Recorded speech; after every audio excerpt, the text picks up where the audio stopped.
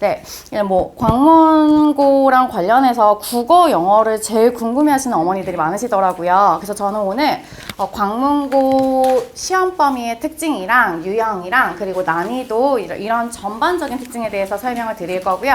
네, 저는 생각의 차이에서 광문고를 5년째 전임을 맡고 있는 이보라라고 합니다. 네, 감사합니다. 네, 광문고가 이제 매해 조금씩 변화가 있기는 있었는데 최근 한 3개년 동안 보였던 특징은 자, 교과서랑 학평 범위를 같이 추가한다는 게 요즘의 경향이에요. 근데 이제 학평 범위가 처음 들어갔던 거는 아니고 뭐 예전에는 미리 공지하지 않았던 지문들을 이제 무작위로 넣으시거나 이런 식으로 했었는데 아예 재작년부터는 공식적으로 학평 2개년을 지금 넣어줄 거야 이런 식으로 시험 범위에 설정을 하고 계시거든요. 네. 그래서 아이들이 교과서 범위도 공부를 해야 되는데 학평 범위까지 공부를 해야 된다는 심적 부담이, 그러니까 다른 것보다는 난이도보다는 오히려 시험 범위에 대한 그 부담이 굉장히 크더라고요. 그리고 사실 이 부분은 학교에서 수업을 굉장히 친절하게 세세하게 해주시는데 학평 범위는 시험 준비를 자기주도적으로 하라고 하셔서 학생들이 본인이 뭐 기출문제를 뽑아본다든가 이런 식으로 준비를 해야 되니까 아무래도 좀 많이 어려워하고 힘들어 하더라고요.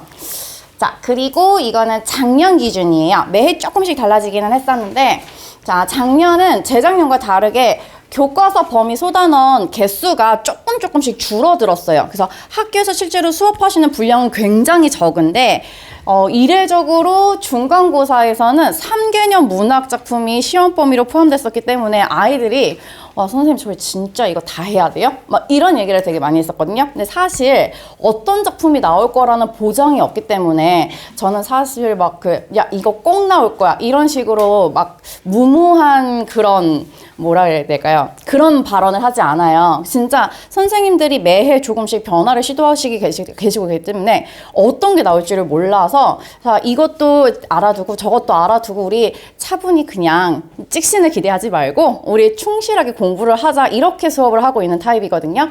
네, 그래서 작년 중간고사가 아이들이 심적 부담이 가장 컸을 거예요. 그래서 선생님들도 그걸 아셨는지 그 다음부터는 2개년으로 줄이셔서 그냥 재작년하고 비슷하게 작년도 그렇게 보통 10개에서 13개 작품 정도 출제가 되고 있는 경향인데 문제수로 따지면 총 35문제거든요. 그러니까 아이들이 범위 부담도 큰데 문제를 풀어야 되는 문항수에 대한 부담도 커서 네, 좀 광문 친구들이 많이 버거워해요. 그러니까 난이도가 어려운 게 아니라 시간 안에 그 모든 지문들을 읽고 문제를 푸는 걸 어려워해서 얼마만큼 친숙하게 그 지문들을 알아듣냐가 중요한 거예요.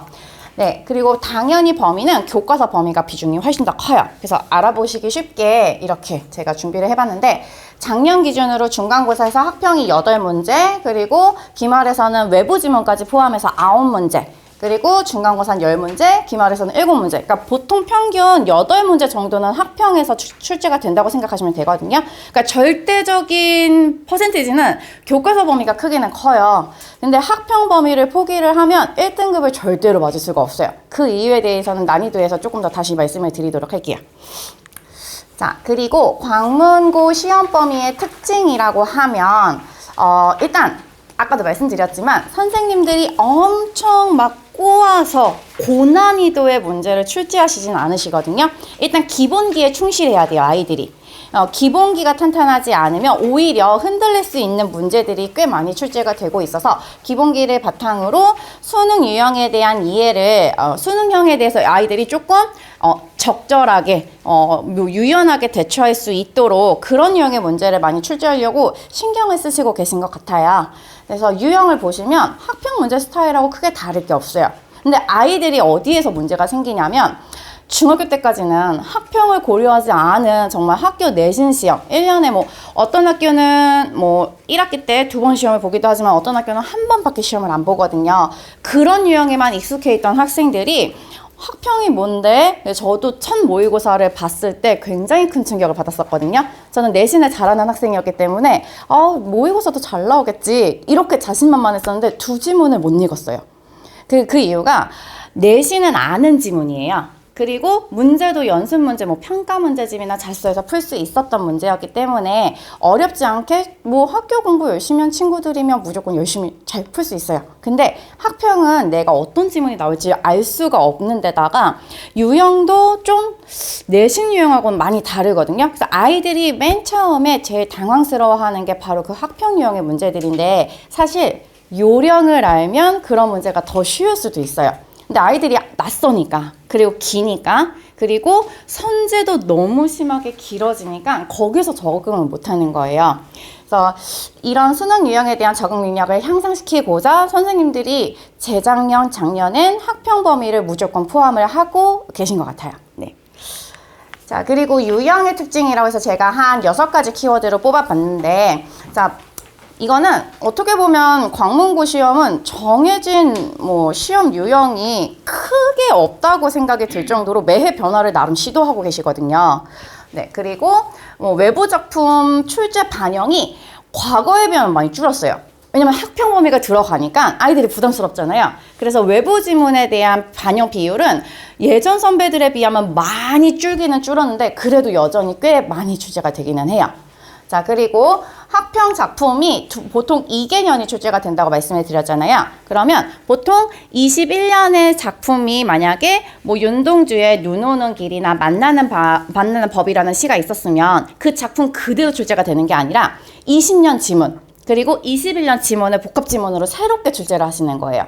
그래서 학평 문제를 잘 풀 수 있다고 해서 단순히 그런 문제들을 뭐 조금 변형되는 정도겠지라고 생각을 하면 조금 크게 될 수 있어요. 그래서 제가 정말 해당 작품에 대한 완벽한 이해, 그리고 여러 가지 작품을 비교 분석하는 능력이 필요한 게 광문고 시험의 특징이라고 할 수 있습니다. 네.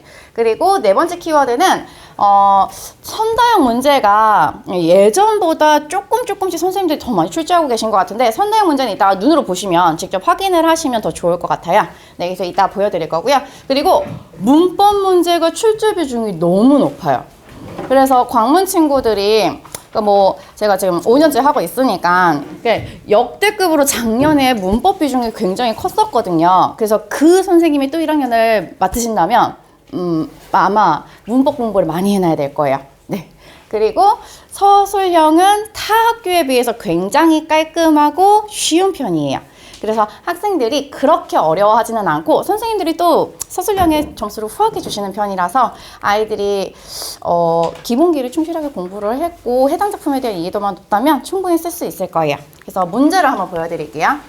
그래서 19년에는 처음 접하는 독서 지문을 예고 없이 그냥 출제를 하신 적도 있었고, 20년에는 독서 지문을 프린트로 제공을 해주셨어요. 그런데 어디서도 듣도 보도 본 적도 없었던 지문을 찾으신 거예요. 그래서 저희가 추측하기로는 여러 뭐 논문이나 기사문 같은 것들을 선생님이 조합을 하셔서 새롭게 만든 지문이셨던 것 같거든요.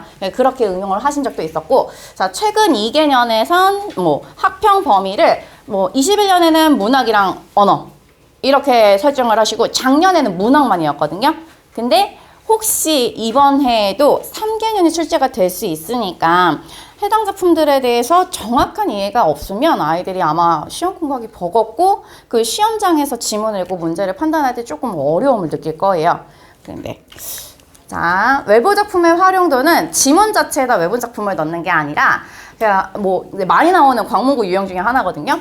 뭐 다시와 유사한 정서가 드러나는 시를 고르시오. 자, 뒤에 그냥 뭐 글자 안 보이셔도 그냥 내용을 이해하시면 될 것 같아요.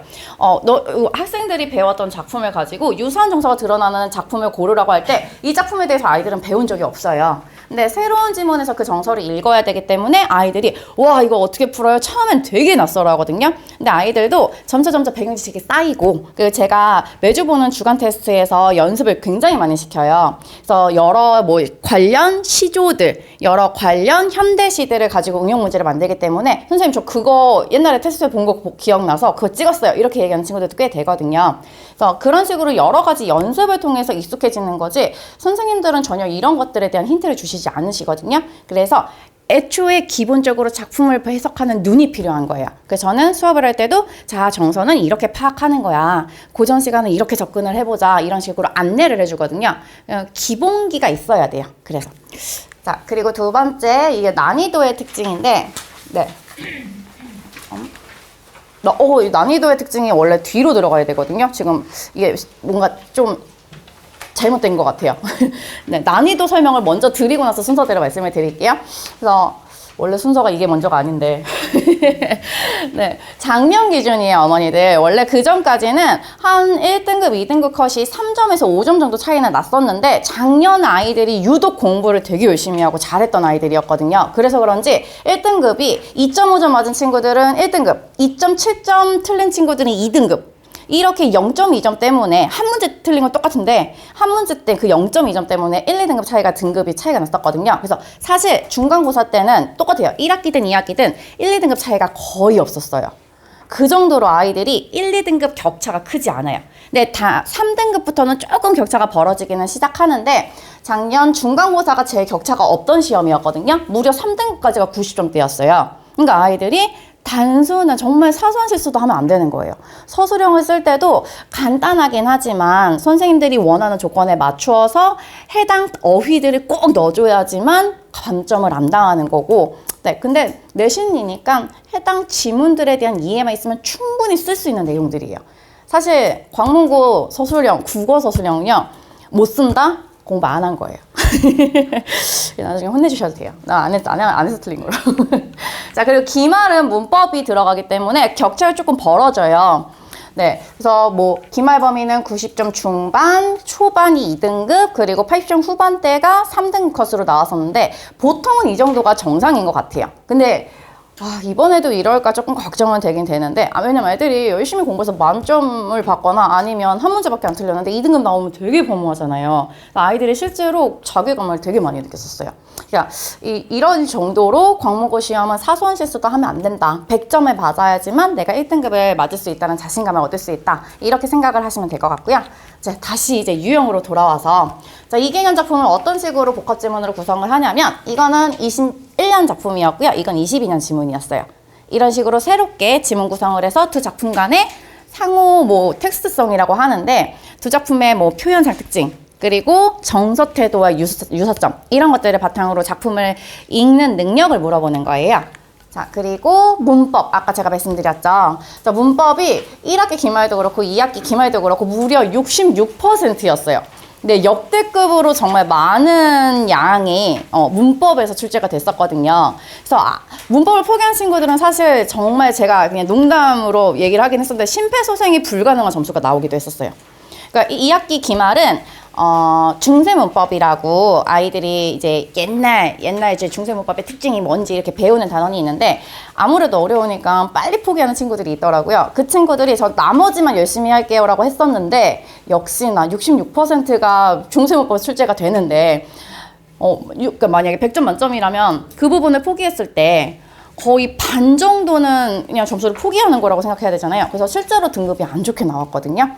네. 그래서 저는 절대로 어려워도 포기하지 말라고. 그래서 문법이 시험 범위로 추가가 될 때는 무조건 문법에 좀 힘을 싣는 편이에요. 그래서 만약에 암기가 안 되면 암기가 될 때까지 남기기도 하고 여러 가지 응용 문제를 풀리기도 하고 최대한 이해를 시키려고 하지, 사실은 저는 암기는 잘 좋아하는 타입이 아니라 그래서 이해를 시키고 정 안 될 때 그때는 남겨서 외워. 네, 이렇게 될 때까지 조금 시키는 타입이에요. 그 문제도 이런 식으로, 이게 학평 유형이거든요. 사실은 정보를 줘요. 해당 문법에 대한 정보를 주고 응용 능력을 물어보는 거지 지식을 물어보는 문제가 출제는 되지 않아요. 네. 자, 그리고 선다형 문제가 아까 제가 보여드린다고 했던 문제였는데, 자, 적절한 걸 모두 고르시오예요. 만약에 아이들이 여기 이 선지 내용에 대해서 정확하게 알지 못한다면 이런 유형의 문제들은 틀릴 가능성이 커요. 그러니까 선지 하나를 보더라도 정확하게 이해를 해야지 풀 수 있는 유형의 문제들을 출제를 해서 나름 변별을 하려고 하시는 것 같거든요. 자, 그리고 서답형은 아까 말씀드렸듯이 되게 길게 쓰게 하거나 30자, 50자 내로 쓰세요. 이런 문제도 출제가 되지 않아요. 네, 작년에 그나마 조금 길게 출제가 됐던 문제가 윗글에 주제를 쓰시오. 해당 구절을 고려해서 주제를 쓰시오. 이런 식의 문제가 출제가 됐었고, 문법 문제도 아이들이 작년에 좀 많이 쓰였던 문제였거든요. 배운 내용이에요. 교과서에는 예문 그대로고, 네, 그리고 저도 연습도 되게 많이 시켰는데 틀렸더라고요. 나올 줄 몰랐대요. 제가 이런 부분까지 절대 놓치지 말라고 했었는데, 이런 식으로 교과서 부분을 많이 활용하셔가지고 정말 꼼꼼하게 공부를 해야 되는 게 과목 국어의 특징이라고 이해를 하시면 좋을 것 같아요. 네. 자, 그리고 난이도는 솔직히 말해서 엄청 까다롭지는 않거든요. 그 평이함과 난이도 조금 조절을 하려는 시도를 왔다 갔다 하시는 것 같아요. 근데 작년 친구들이 워낙 이제 국어를 잘 보니까 선생님들도 약간 조금 이번에 고민을 많이 하실 것 같기는 한데, 네, 평이한 수준으로 출제를 했다가 갑자기 어려워졌다가 다시 평이한 수준으로 돌아왔다가 높아졌다가 이런 유형이라고 생각하시면 되고요.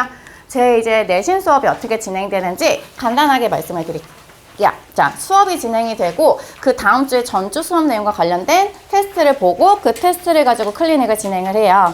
네, 그리고 이거는 이벤트라고 생각하시면 되는데 이거는 학교 일정이 안 되면 못 해요. 근데 작년에는 네 번의 시험에 다 시험 기간 전에 학교 학생들이 다 쉴 수 있는 그런 공휴일이 있었거든요. 그래서 그때 아이들을 데려다가 하루 종일 시험을 보고 클리닉을 하고 시험을 보고 클리닉을 하고 네, 이런 것들을 반복하는 날인데 제가 뭐 최소 2시간 정도 걸릴 거야 이렇게 얘기를 했는데 정말 제일 빨리 간 친구가 한 3시간?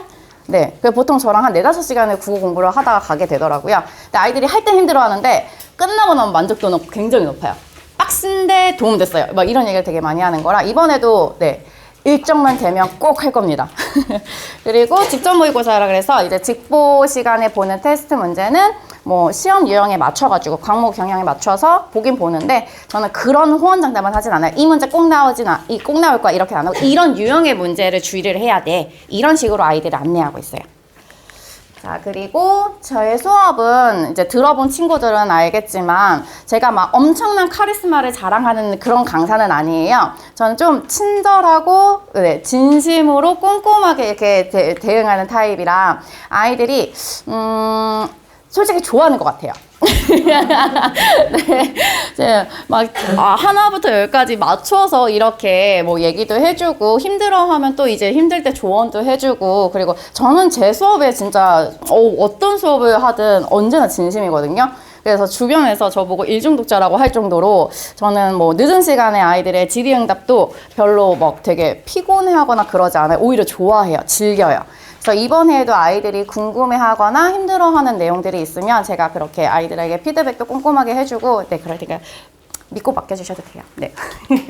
자, 그리고 제 수업의 특징 중에 하나가 저는 판서를 좀 이미지화하는 걸 좋아하거든요. 그래서 깔끔하게 네, 정리하는 이런 수업도 진행을 하고 있고요.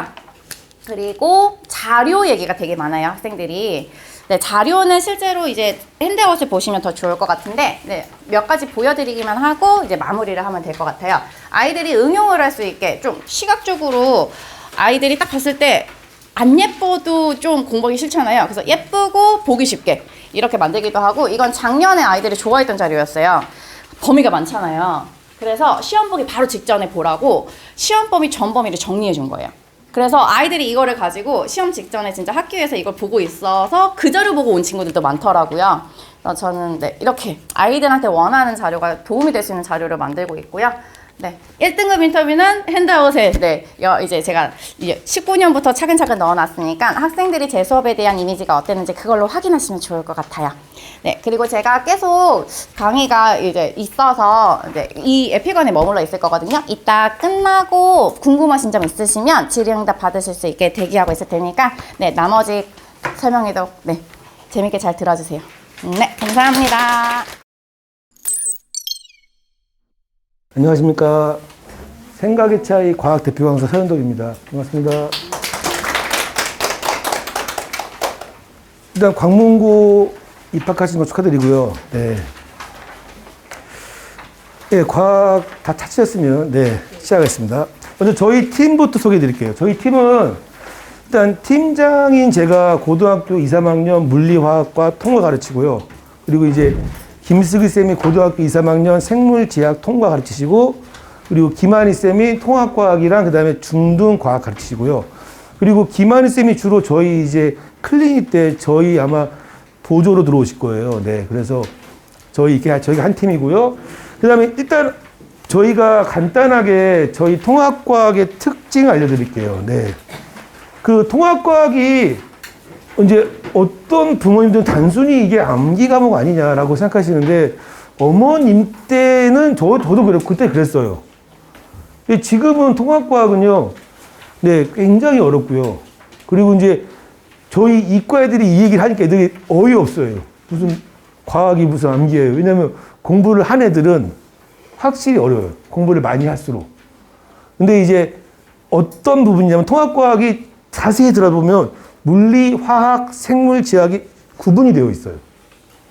그래서 학교 선생님도 그 부분에 정확히 들어오세요. 물리쌤이 물리 파트, 화학쌤이 화학 파트. 그 말은 그 분들이 난이도를 올리려면은 고등학교 2학년 문제나 아니면 수능 문제를 약간 갖고 내려오세요. 근데 학생들은 몰라요. 그냥 문제가 어려웠어요. 근데 저희가 보면은 이거는 고등학교 2, 3학년 문제예요. 그래서 저희들이 그 고등학교 2, 3학년 문제가 모두 과목에 나오지 않고요. 그러니까 학교별, 영역별, 선생님별 다 달라요. 가령 광무는 작년에 1학기 중간 때는 화학이 킬러였고 기말 때는 물리가 킬러였어요. 그리고 2학기 중간 때도 화학이 킬러였고 2학기 기말 때는 지구과학이랑 생명이 킬러였어요. 저희는 기말 때 물리가 어려울 줄 알았는데 또 물리는 쉽게 나왔고 생지가 어려웠고요. 그러니까 모든 것에 대한 대비를 해야 돼요. 왜냐하면 통합과학은 한 문제가 등급이기 때문에 정확히 정보를 알고 접근해야 동일한 공부량이고 동일한 실력일 때 한 문제 더 맞는 애가 1등급. 하나 틀리면 2등급. 이 어머니 엄청나게 커요. 저희 학생회가 저희 학생회가 저 학년에 광문 과학 1등이 있어요. 저희 학원에. 저희한테 배웠던 애가. 그러니까 광문은 과목 1등이면 상을 줘요. 근데 걔가 1점 차예요. 물론 저희 학원에 1등급이 2명 있는데 한 명은 정말 0.5점 차로 1등급이에요. 점수를 알아요. 그럼 0.5점 차로 2등급인 애가 얼마나 아실까요?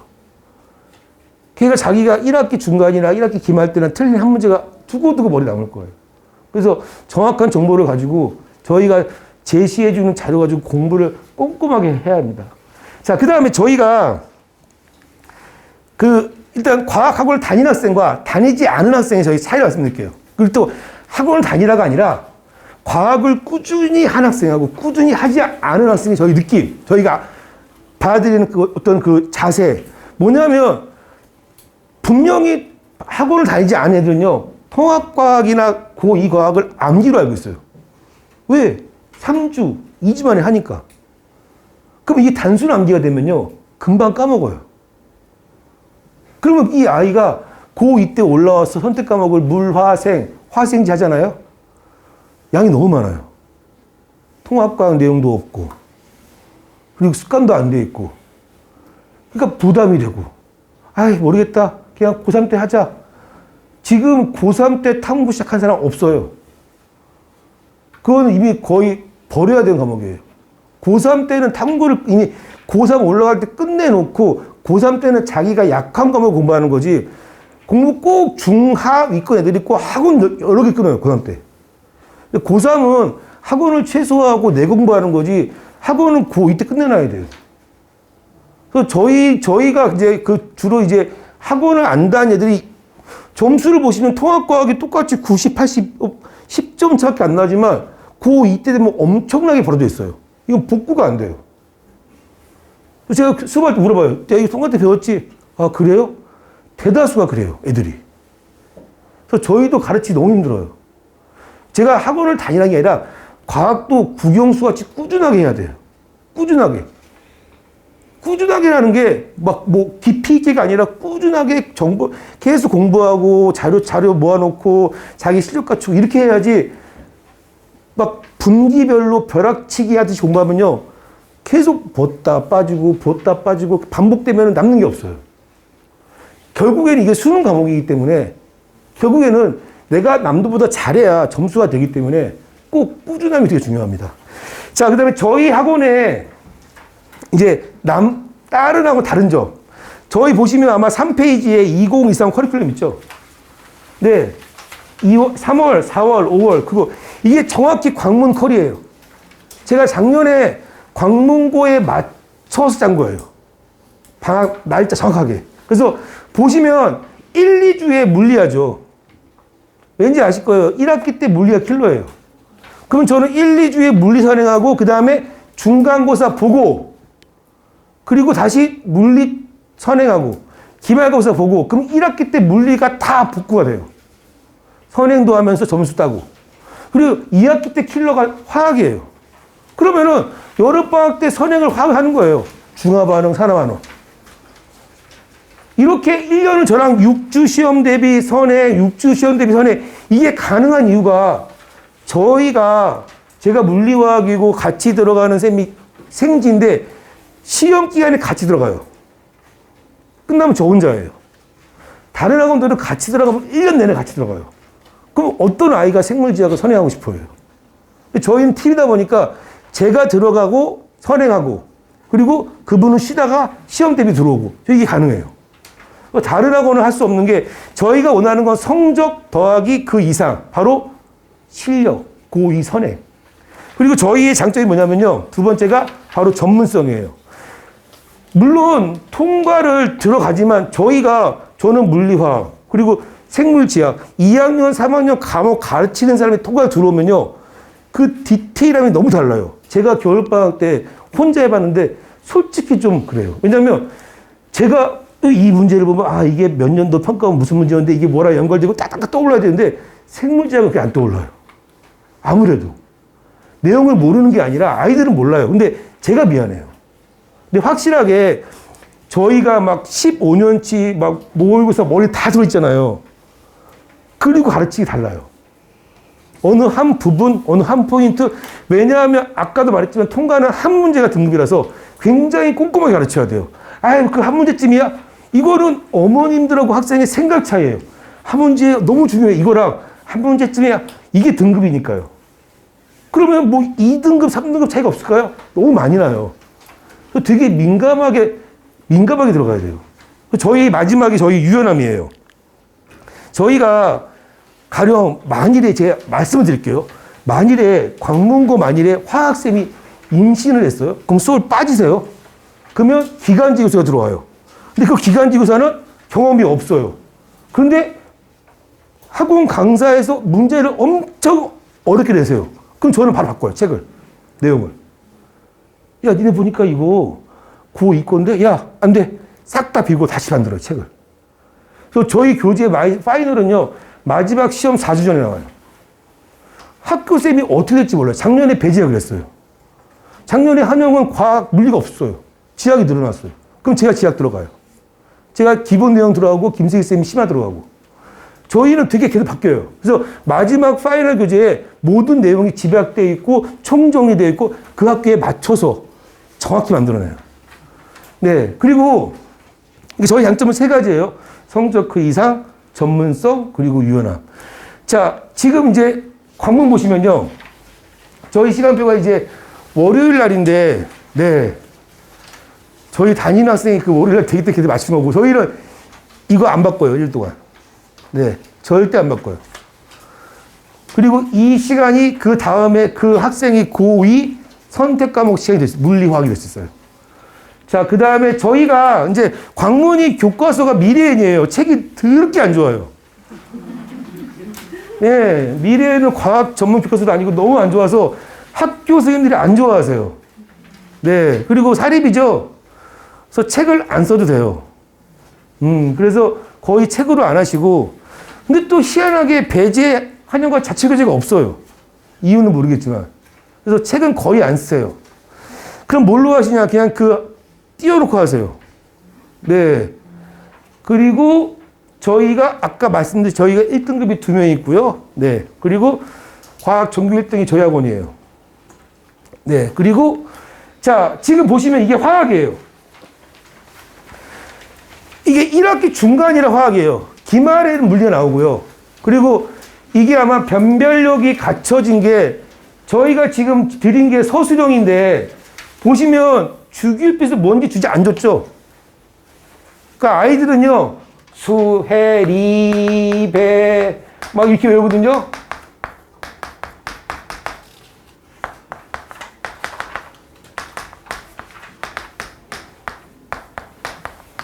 자, 지금 이게 2, 3주기예요. 그러면 저희 애들은, A, 밸류, 바로. 2주기 2조. 이게 머리가 빡 떠올라야 돼요. 에이, 그냥 수의 리베로 나중에 점수 보면요, 달라져요. 왜냐하면 이걸 딱 보고, 아, 얘와 얘 원자과 전자수, 아, 1, 2, 3, 4, 5, 6, 7, 빵. 아, 합이 7이다? 아, 그럼 1, 6, 2, 5, 3, 4. 이게 빡빡 떠올라야 돼, 순식간에. 보자마자. 그 다음에 전자 껍질수, 아, 얘가 3주기, 2주기. 가와 나의 양성자수, 원자번호 차이가 4보다 작다. 아, 그러면 얘랑 얘는 아니구나. 계속 머릿속에 이게 막 떠올라야 돼요. 안 그러면은 머릿속에 얘하고 얘가, 아, 얘가 인, 얘가 염소, 이게 바로 떠올라야 돼요. 아, 화학 염소. 이게 바로 떠올라야 돼요. 아, 이게 인하고 황이죠? 이렇게? 이게 바로 떠올라야 돼요. 이게 굉장히, 이게 아이들이 안 외워요. 또 저희 또 기만 있으면 계속 외웠어? 일로 와봐. 외웠어? 반복하고. 저희는 계속, 야, 여기서 원자 전자수 몇 개야? 양성자수 다 7인 걸 찾아봐. 계속 요구를 해줘요. 예, 이게 고등학교 문제가 쉽지 않습니다. 그리고 이제 두 번째로 이제 이게 또 화학인데요. 이게 보시면은 아까 뒤집었어요, 이제. 여기 뒤집은 거예요, 이렇게. 네, 이게 뒤집었어요. 그래서 얘가 1주기, 2주기, 3주기. 그럼 바꿔서. 아, 바꾸면, 아, 얘가 수소구나. 여기 원자번호 1번. 뒤집었어요.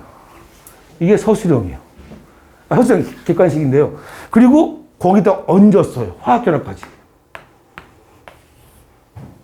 네. 그래서 화학은 이렇게 복합적으로 막 A, B, C, C, B, A 이렇게 해서 생각하고, 거꾸로 생각하고, 얘가 일로 보내버리고, 얘 일로 보내버리고, 반복해야 돼요. 네. 그래서 이렇게 공부하지 않으면요, 뭐 그냥 천천히 하면 되지 절대 안 됩니다. 저희도 가르쳐 봤지만, 외우는 학생과 외우지 않은 학생은 점수 달라요. 자, 그 다음에 저희가 이제, 이게 또 화학인데, 제가 이걸 왜 적었냐면요, 물어보세요, 학생들한테. 이거 외웠나? 그렇게 안 외워요. 이게 되게 심플하거든요. 아, 질소가 원자번호 7번이니까 플러스 7개, 첫 번째 2개, 그리고 마지막에 하나, 둘, 셋, 넷, 5개, 그리고 막 이렇게, 이걸 안 외워요. 제가 외워, 안 외워요. 그리고 틀려놓고, 형님 이거 외웠어야 되나요? 이러고 있어요. 너무 무책임하잖아요. 자기 인생인데. 아이, 뭐 한 문제가 제 인생이에요? 그렇게 말하면 어떡해요. 저도 간절한데. 그래서 아이들한테 엄청 잔소리해요. 외우라고. 근데 틀려놓고 나서, 아이, 나올 줄 몰랐어요. 그래서 이걸 일부러, 왜냐면 아이들이 서술형을 엄청 부담스러워요. 네, 그리고 이게 이제 생명인데, 제가 이거 왜 적었냐면요, 이거예요. 가에 들어갈 질문. 그러면 이게 RNA인데, 리블로스 누클레 에이시드인데, 그러면 DNA와 RNA 차이네요? 아, 그러면 뭐, 유전 정보를 갖고 있다. 이런 건데, 제가 말씀드릴게요. 장르는 어떻게 나왔냐면요. 얘 차이를 3가지 쓰시오. 그럼 보세요. 유전 정보다. DNA는. 1번. 2번. RNA는 유전 정보가 아니다. 내가, 야, 너 왜 이렇게 적었어? 왜요?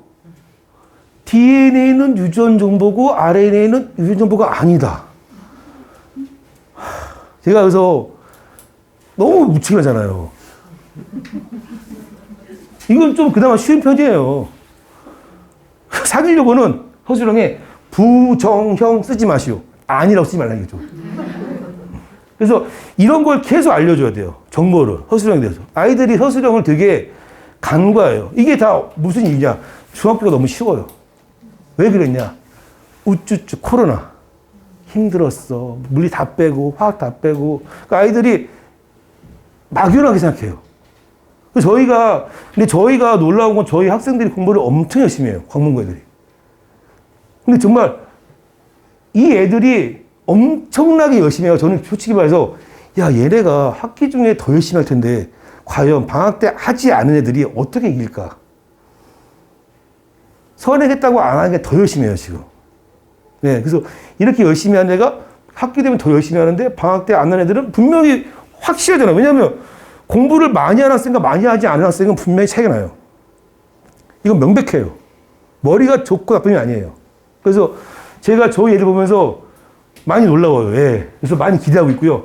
서술형 대비. 네. 그리고 이제 여기 이제 지구과학인데 이걸 보여드린 이유가 이거는 어느 문제집이나 다 있는 문제예요. 매우 쉽고요. 그냥 지구과학은 공부만 하면 틀리지 않는다. 이게 1년 내내 그랬어요. 아마 그 지구과학 선생님이 성향이 그러신 것 같아요. 고난도는 생물하고 화학이래. 물리랑. 나는 그냥 아이들하고 좋게 지낼래. 예, 이런. 그래서 보시면 어려운 거 없어요. 이거 4개고요. 이것도 핵류가 멈추면 내부 압이 커지니까 뭐 별거 어려운 거 없어요. 이건 아이들도 알아요. 지학은 틀리지 말아야 되고요. 그냥 기본 문제예요. 네. 아마 알고 있을 거예요. 자, 그러면 저희가 이제 드릴 말씀이 저희 클리닉이요. 이게 다 똑같죠. 저희 직접 하고 꼼꼼히 하고 열심히 하고 제가 이게 저희 학생이거든요. 12주 완성. 제가 이거를 이게 첫 번째 시험이에요. 보이시죠? 이거 다니들 보시 다 아시고 어떻게 보는지 아실 거예요. 제가 카톡으로 보내드려요. 이게 뭐니까 한 권이 책이 됐어요. 자기 시험 문고. 그럼 내가 1번 내가 뭐 틀렸지? 저도 알아요. 이게 정확히 12주짜리 다 있어요. 여기 이 안에. 다 있어요. 이 안에. 이게 왜 중요하냐? 저도 놀라요. 제가 얘가 1주차 때 뭘 틀렸지? 얘가 여기 약하구나. 여기 신경 써야겠네. 이게 데이터가 있어요. 이게 언제 좋아지냐? 시험 2주 전에. 얘는 죽어도 죽일 피 안 해워. 야, 여기 신경 써. 얘는 화학교라면 아직도 헷갈려요. 여기 신경 써. 그래서 문제 다 달라져요. 저희는. 그러니까 이게 데이터가 모인다는 게 첫 주에는 이게 뭐라고. 근데 이게 쌓이면요. 아이들한테 확실한, 왜냐하면 저는 항상 믿는 게 디테일함이에요. 결국에 하나, 마지막 하나. 끝까지 붙잡고 늘어지는 거. 저희 그 학생 만일에 보내주신다면 정말 열심히 가르치고요. 아이가 만족할 만한 수업이 되고, 아이가 만족할 만한 성적이고, 더 나아가서 2학년 때 선행에 많은 도움이 되게 하겠습니다. 감사합니다. 안녕하세요. 생각의 차이에서 국어 담당하기로 한 신동우라고 합니다. 이 학원에선 제가 처음인데요.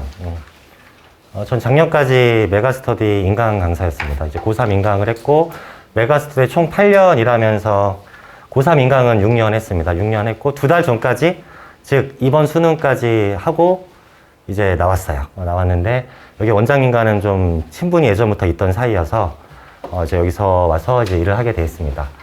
그리고 이제, 재수종합반이라는 게 있어요. 재수를 하면은 메가스터디에 재수학원이 있잖아요. 그죠? 거기서 가장 우수한 학원이 어디게요? 서초 메가스터디 의대관입니다. 그래서 의대 갈 애들만 모아놓고 하는 학원에서 강사평가를 하는데 학생들이 직접 해요. 5.0 만점에 4.98을 맞았고, 이게 아직까지 메가스터디 역사상 깨지지 않고 있는 약간 세계 기록 같은 겁니다. 어쨌든 메가스터디 이 기록이 아직까지 깨지지 않고, 결국 그 정도 우수한 애들이 저한테 이렇게 좋은 점수를 줬다는 건, 뭐 강의력이나 애들 뭐 성적 향상에는 도움이 됐으니까 이 점수를 줬겠죠. 괜히 주진 않았을 거고요. 그 다음에 이제 러셀이라는 단과학원과 이제 서초 메가스 의대관에서 제일 상위반은 다 저한테 맡겼어요. 제일 상위반은.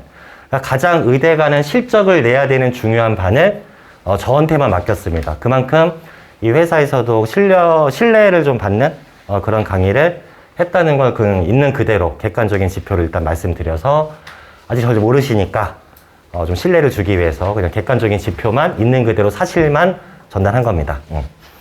저는 뭐 이랬고요. 자, 볼게요. 제가 여기서 담당하기로 한 학교는 딱 2개거든요. 배재고등학교랑 광문고등학교인데, 원장님의 의도가 뭘까요? 왜 신동우는 배재고랑 광문고일까? 이 근처 학교에서는 수능형으로 내는 학교가 2개입니다. 배재고랑 광문고인데, 교육청 모의고사를 포함시키는 2 학교가 배재고와 광문고예요. 그래서 수능형 수업도 병행이 돼야 되니까 그래도 수능을 많이 가르쳤던, 그것도 우리나라 최고의 인강 사이트인, 그래서 고1, 2 강사도 아니고 고3 인강을 했을 정도니까, 그죠? 그러니까 전국의 그 모든 국어 강사의 꿈이 메가스터디 인강해보는 거잖아요. 그래서 저는 그거를 이제 6년간 경험해봤는데, 그렇습니다. 그래서 이제 이 학교를 맡겨주신 거 아닌가. 학교 시험 자체가 굉장히 수능형입니다. 제가 다 살펴봤는데, 일단 1학년 1학기 중간고사는 문학 위주예요. 굉장히 문학 위주입니다.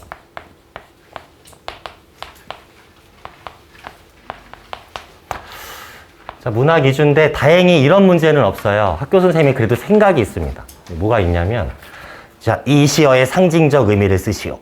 빈칸에 들어갈 단어가 뭐니? 뭐 이런 식의 단순 내신 암기형 문제를 내지 않아요. 나름 굉장히 수능형으로 냅니다. 그러니까 이 학교의 의도는 내신 대비도 하면서 모두 생각해라, 학생들아. 수능도 생각하면서 빌드업 하나 해나가야지 않겠니? 라는 그 학교의 문화가 시험지에 녹아 있는 거죠. 그래서 수능 준비도 시키는 학교구나 라는 걸 제가 시험지를 통해서 느꼈습니다. 이건 바른 방향이에요. 굉장히 바람직한 방향입니다. 왜 그러냐면 굉장히 위험하죠. 1학년 때 내신만 열심히 팔 거야. 2학년 때 내신만 열심히 팔 거야. 수능? 고3 때나의 일이지. 이러면 이제 이게 재수의 지름길입니다. 제가 실제 재수생들을 많이 가르쳐 봤으니까 이런 생각이 굉장히 위험한 생각이에요. 그래서 저는 어머님들이 되게 현명하셨으면 좋겠어요. 학부모님이 선택을 하겠죠. 학원을 선택하고 좋은 강사를 선택한다. 학생. 이 관계가 좀 삼위일체가 돼야 되거든요. 일단 어머님들은 현명한 판단을 하셔야 돼요. 혼자 공부시킬까? 어느 학원 보낼까? 강사는 누구를 선택할까? 현명한 선택을 하셔서 만약 저를 선택하셨다면 저는 뭘 해야 돼요? 축구도 누가 감독이냐에 따라 성적이 달라지는 거 아니에요? 그래서 저는 학생이 좋은 대학을 갈 수 있는 좋은 방향과 좋은 수업으로 최선을 다하고 학생은 열심히 노력을 해야죠. 노력하고 국어는 훈련 과목이니까 열심히 훈련하고 그럼 이 관계는 사이가 좋아야 돼요. 갈등이 있으면 안 됩니다. 그죠? MZ세대잖아요. 그죠? 또 사춘기잖아요. 그죠? 그래서 이 관계가 아주 서로 사랑하는 사이여야 돼요. 너무 많이 싸우고 하면 학생이 스트레스 받으니까 민감한 시기잖아요. 안 그래도 스트레스 많단 말이에요, 학생들이. 그래서 좋은 선택을 하고 강사도 좋은 방향으로 연구 많이 해서 좋은 수업을 하고 학생의 성적 올려주고 대신 이것만 한다고 되는 게 아니죠. 학생의 노력이 따라야 돼요. 그리고 이 둘의 관계가 좋고 하면은 당연히 모든 것들이 좋아져서 좋은 대학을 갈 수 있는데 이거 정말 위험해요. 내신만 하다가 수능하겠다. 이 국어가 훈련 과목이거든요. 수능적인 국어는 지식 과목이 아니라 훈련 과목이에요. 끊임없이 훈련해야 되는데 1년만 훈련한 학생과 3년만 훈련한 학생이 당연히 결과가 다르겠죠. 그 결과를 제가 객관적인 지표로 말씀드릴게요. 자, 작년입니다. 가장 최신이죠. 올해는 아직 정시가 아직 안 끝났기 때문에 요새는 스카이 합격자로 고등학교 순위가 매겨지는 시대가 아닙니다. 그죠? 뭐 들어보셨죠? 최근 뉴스 보도? 못 들어봤어요. 서울대 수시를 붙었는데 포기. 그죠? 공대를 붙었어요. 그죠? 고려대 반도체공학과 붙은 학생의 60%가 입학을 포기합니다. 반도체 공학을 붙었는데 포기했다니까요. 이 일이 왜 일어나냐면 뭐가 아니면 이제 안 된다. 의대만 가겠다 이거예요. 스카이를 붙었는데 당연히 서울대, 의대, 치대는 포기자가 0명입니다. 한 명도 포기를 안 했어요. 그래서 지금은 의대, 한의대, 약대, 수의, 치대 어떤 A라는 특정 학교에서 요거를 몇 명 보냈니가 요새 이제 고등학교의 순위입니다. 1등이 전북 상산고등학교예요. 작년입니다. 226명이 여기를 붙었어요. 2위가 대치동에 있는 휘문고등학교입니다. 221명 차이에요. 5명입니다. 여기는 둘 다 자율형 사립고죠. 3등이 의외예요. 강서고등학교. 118명. 일반고입니다. 일반고인데도 118명이에요. 일반고입니다. 그 다음에 4등이 대구에 있는 경신고등학교입니다. 수능 만점자가 많이 나오기로 유명한 고등학교죠. 그죠? 여기가 110명 나왔어요. 이 근방에서는 그래도 제일 많이 보낸 데가 배재고등학교인데 34등이에요. 배재고. 인원수는 뚝 떨어집니다. 33명이에요. 이렇습니다. 이 근방에서는 뭐 자사고로 유명하다고 하지만 33명. 요거예요. 그럼 수시 인원 차입니까? 어차피 전교 1등 수는 뭐예요? 1등급 수는 제한돼 있잖아요. 그죠? 와, 여기 많이 갔다. 전교 1등이 226명인가 봐. 말이 안 되잖아요. 말이 안 되잖아요. 그죠? 뭐 차이예요? 정시 차이예요. 그죠? 수시로만 보낼 수 있는 인원수는 한계가 있죠. 그죠? 내신 5등급, 6등급도 있으니까. 그죠? 여기는 내신 5등급, 6등급인데도 여길 갔다는 얘기죠. 그러니까 226이 나오는 거죠. 그죠? 그러니까 얘네들은 이제 뭐다? 태어날 때부터 똑똑했다? 아니죠. 고1 때부터 무슨 공부가 돼 있는 애들이다. 이 차이예요. 이 차이라고요. 학교 문화고 지역 문화의 차이지 애초부터 우리 애는 벌써 이 학교가 아니니까 멍청해. 그냥 내신만 1등급 만들자. 이거 잘못된 생각이에요. 잘못된 생각입니다. 할 수 있어요. 그죠? 5등급 맞던 애가 고1 때 5등급 맞던 애가 고3 때 열심히 해서 1 됐다는 애들도 있잖아요. 할 수 있는 겁니다. 그래서 어머니들 의식만 좀 바뀌었으면 좋겠어요. 그러니까 내신 대비 당연히 해야죠. 해야 되는데 플러스 모두 생각하자. 수능 공부도 생각하는 국어 공부를 시켜야 된다. 국어는 훈련 과목이라서. 탐구는 지식 과목이니까 1년 바짝 해서 성적을 올릴 수 있지만 국어라는 과목은 이해, 사고하고 추론하는 시험이기 때문에 끊임없는 훈련이 필요합니다. 그래서 미리미리 해두는 게 되게 좋다는 거예요. 그렇다고 이게 두 개 그렇게 다른 게 아니에요. 이 수업을 하면서 이걸 병행할 수 있죠. 그건 강사의 능력입니다. 그건 강사의 능력. 저는 그래서 이거를 같이 병행할 생각이에요. 같이 이거 하면서 이런 것도 어떻게 하는 건지를 녹일 수 있는, 어차피 수능형으로 나오는 학교이기 때문에 어차피 해야 돼요. 그래서 보면은 이제 문학이 이제 위주라면서요. 그래서 1학년 1학기 때는 중간고사가 문학 위주입니다. 그래서 안 어려워요. 안 어렵습니다. 등급컷이 높아요. 그래서 내용 관련된 것들은 학생들이 학교에서도 듣고 학원에서 또 듣고, 그러니까 당연히 잘 풀죠. 그러니까 뭐 내용과 관련된 문제들, 뭐 화자의 정서, 태도 문제들, 뭐 소설에서 인물 간의 관계와 관련된 문제들 잘 풀어요. 변별력이 없다는 거죠. 변별력이 없는데 요런 게 변별력이에요. 요런 게 변별력. 소설의 서술상의 특징, 표현상 특징, 요 개념어에 대한 지식이 있어야 됩니다. 그러니까 내용은 알겠는데 선지의 말뜻을 모르는 거죠. 그죠? 예를 들어 시를 배웠어요. 시를 배웠는데 자, 교과서에 있는 거 하나, 그 다음 교육청 모의고사에 보는 거 하나. 교육청 모의고사를 포함시키는 게 광문고의 특징입니다. 그래서 교과서에 있는 시 하나, 교육청에 있는 거 하나 해서 이렇게 공통점 같은 문제를 내겠죠. 그죠? 가와 나는 모두 말을 건네는 방식을 사용하여, 이거 작년선지예요.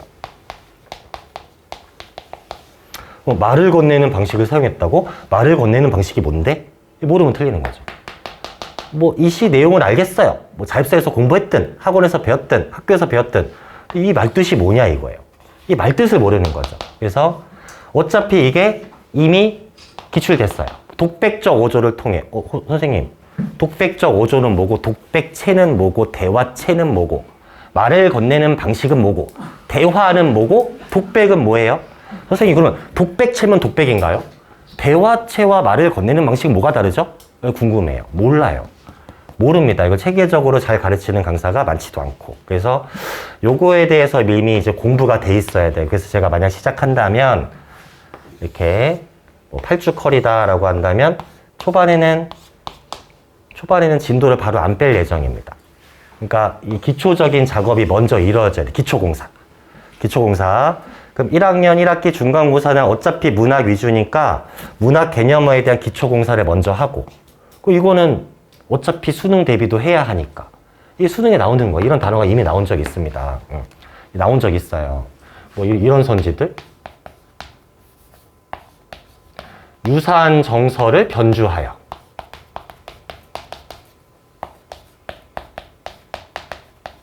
이 기출선지예요. 유사한 내신 기출선지입니다. 유사한 정서를 변주하여 화자가 처한 상황의 입체감을 드러냈다.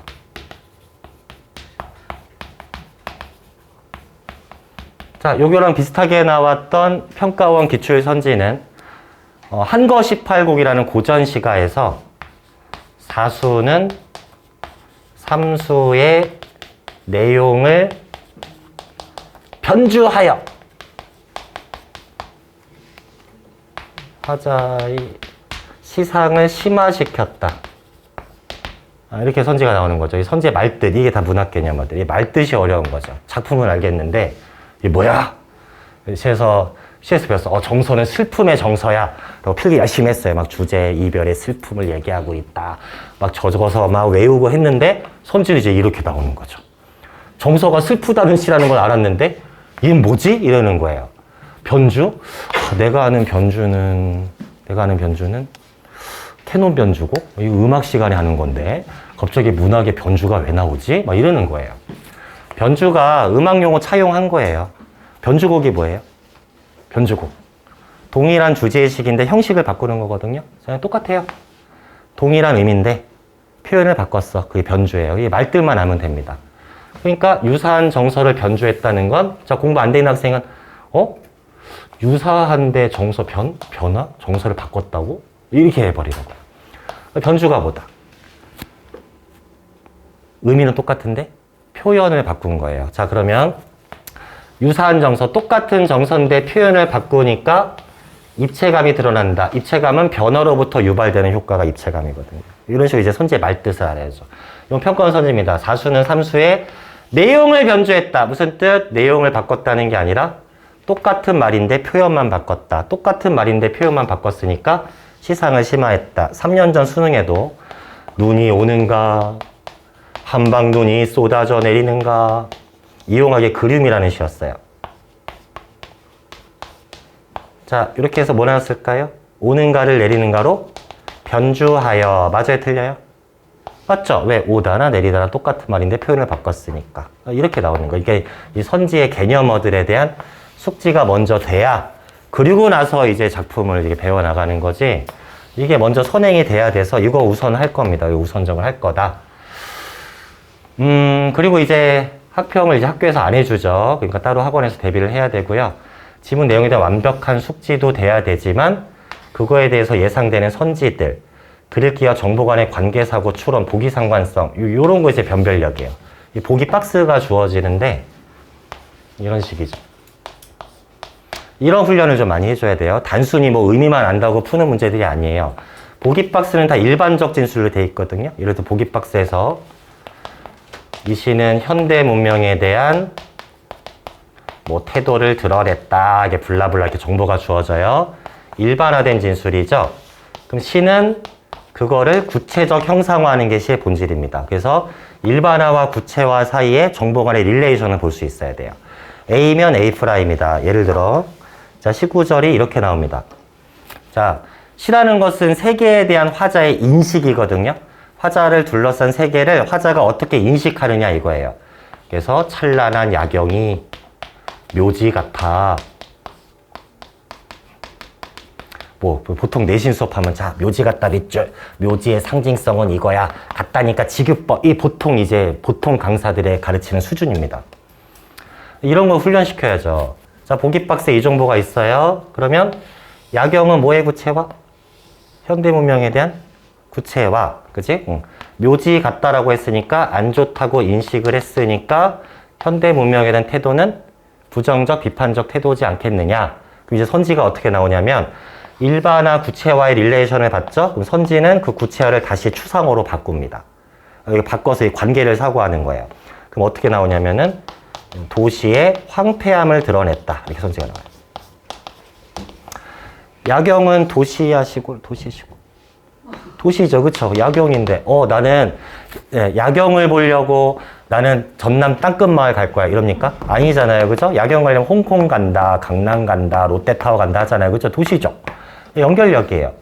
묘지 같다. 황폐하면 묘지 같다라고 볼 여지가 있니? 네, 하면 오케이 되는 거예요. 요 관계를 소통하는 시험이지, 요거에 뭐 상징성 적고 막 이런 시험이 아니죠. 다행히 광문고는 뭐 묘지의 상징성을 쓰시오 이런 식의 시험 문제를 내지 않고 수능형으로 내기 때문에 이런 것들을 이제 훈련을 많이 시켜주는 강의가 돼야 되지 않을까. 광문고의 특성상. 그렇게 하면은 이게 뭐 수능 공부랑 별개가 아니라는 거죠. 그런 식으로 제가 마인드를 갖고 있으니까 그렇게 대비할 거고, 문법은 이제 시간이 얼마 없어서, 문법은 1학년 1학기 때 의문의 변동과 관련된 건데, 요거는 1학년 1학기 중간고사 때는 잘 안 내더라고요. 혹시 모르는데 아직은 범위가 안 나왔기 때문에 뭐 나오면 잘 알아서 제가 대비할 거고요. 의문의 변동 쪽, 요쪽이 이제 문법이 변별력이에요. 문법 공부가 또 확실히 돼 있어야 됩니다. 문법 공부가. 시간 있으면 좀 드리겠는데 시간이 얼마 없어가지고. 어쨌든 당장 급한 거는 일단 문학하고 이제 합평 대비를 이제 같이 병행해서 수능적인 공부가 돼야 된다. 그래서 뭐 이런 거 뭐 누구나 다 똑같은 거니까 테스트 뭐 결과 피드백 할 거다 뭐 이런 자료도 다행히 저만 가지고 있는 건 제 수능 강사였으니까 부족했지만 여기서 원장님 다 주셨어요. 이 학원에 있는 광문고 관련 모든 자료를 다 저한테 주셨기 때문에 뭐 수능했던 사람이 뭐 하겠어? 아예 걱정하지 마세요. 자료 다 받았어요. 다 받았습니다. 이 학원에 있는 광문고 관련 자료를 제가 다 갖고 있어요. 그래서 이제 내신과 수능의 두 마리 토끼를 같이 잡아야 된다라는 게 이제 제 말의 요지입니다. 같이 잡아야 돼요. 내신 따로 수능 따로가 아니라 그걸 제가 수능 때 잘 녹일 수 있습니다. 자신 있고요. 그런 식으로 해서 어쨌든 모든 강사들의 로망인 메가스터디 인강까지 할 정도로 수업력은 제가 그래도 인정을 받았으니까 최고의 수업으로, 저만 최고의 수업하면 뭐예요? 애들 점수를 맞춰줘야 되니까. 그죠? 당연히 이제 좋은 점수로 제가 보답할 수 있도록 믿고 맡겨주시면 최선을 다해서 지도하겠습니다. 감사합니다. 방금 했던 지민이가, 저 수민이도 특히 지민은 제 수업 3년을 들었고, 광문고에서 그 힘들다는 학생부 종합전형 수시로 홍익대 컴퓨터공학과를 합격한 학생이고요. 요 조홍준이라는 학생은 수업 3년 또 들었고요. 같이 지민이랑 친구입니다, 둘이. 그리고 그렇게 힘들다는 정시로 서울대 기계공학과를 합격한 따끈따끈한 아주 요번 대학생을 사실은 제 수업을 가장 잘 알기 때문에 저는 제자만 제가 고용을 해요. 아까 학원 들어오실 때 우리 팀원들이 막 안내했죠. 학원 소속이 아닙니다. 제가 고용했고 제 돈으로 하고 있는 건데 원장님이 오늘 자기 사람처럼 부리셔가지고 서운하네요. 쟤네 월급이 얼마인데요, 쟤네. 예. 그래서 이렇게 아무래도 또 지민이랑 또 홍준이는 후배 보는 마음이 드나 봐요. 벌써부터 후배 이러는데, 예. 아무튼 저 아이들은 현장 조교와 클리닉을 많이 도와줄 겁니다. 자, 그럼 저는 오늘 23년 광문고 영어 설명해 드릴 텐데, 지금 제가 부제를 이렇게 달아 놓았습니다. 건설적인 변화와 무한한 성장의 아이콘 광문고. 광문고는 올해 뉴스까지 등장했어요. 예, 강동구를 혁신적으로 발전시킨 고등학교라고. 입학 성적이 매년 좋아지고 있죠. 올해 서울대를 혹시 얘기 드렸어요? 예, 올해 서울대 5명을 합격했습니다. 예, 5명 중에 4명이 저희 반입니다. 네, 감사합니다. 죽겠더라고요, 쟤네 서울대 보내기. 예. 그리고 서울대뿐만 아니라 아이들의 평균적인 입시 결과도 좋아지고 있고, 학교도 많은 동아리와 어떤 많은 프로그램을 계속 개발하고, 학교 영어선생님도 많이 노력을 하고 계시죠. 근데 학교가 좋아진 건 알겠어요. 너무나 좋아요. 그리고 올해 인기가 너무 많았죠. 동안 올해 입학 정원이 몇 명인지 얘기 들으셨어요? 역사에 남을 겁니다. 광문고가 400명을 넘은 거는 역사상 처음이에요. 물론 황금돼지띠 아이들이 많다면서요. 네. 저희 아이는 4살밖에 안 돼 잘 모르겠는데. 예. 아이들도 많이 오고 학교도 좋아지고 있는 거, 좋습니다. 너무 저도 자랑스럽고요. 이제 아이들 입장, 우리 학생들 입장으로 얘기해 보겠습니다. 우리 학생들은 무슨 걱정을 할까요? 엄마, 요번에 고덕중 전교 1등이 광문고에 왔대. 실제입니다. 실제예요. 예. 엄마, 명일 중에 어떤 애 걔 수학 괴물인데 우리 반이야. 예. 입학 설명회 때도 학년분들도 너무나 우수한 자원이 많이 입학해서 결과가 기대됩니다라고 얘기하죠. 그럼 그만큼 뭐가 심해질까요? 어떤 걸 걱정하셔야 돼요? 시험 문제 난이도가 올라갈 겁니다. 더욱이 올해부터 수시에서 생활기록부의 세특 문제 아세요, 어머님들? 잘 아시죠, 이제? 세특에 기재되는 영역과 내용 자체가 굉장히 한정적입니다. 수시 모집의 입학 결과가 성적이 과거로 돌아가고 있다 보시면 돼요. 뭐가 높아야 수시로 대학을 갈까요? 올해부터는 이제 공부를 잘해야 하는, 그냥 점수가 좋아야 대학을 갑니다. 더군다나 우수한 자원이 많이 나왔죠. 광문고는 매년 국어와 영어 과목이 가장 어렵습니다. 실제로도 매년 어려워지고 있어요, 시험 문제가. 영어는 특히 시험 범위의 변화는 없었는데 1학년 영어 기준 그동안 출제하지 않았던 출제 방식을 보이고 있습니다. 네, 그러니까 변화를 도모하는 거죠. 근데 어쩔 수가 없죠. 등급을 갈라야 하기 때문에. 저는 오늘 그래서 두 가지를 말씀드릴게요.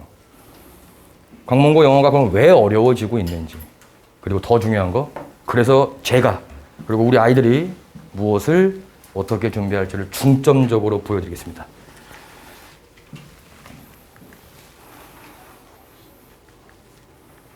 잠시만요.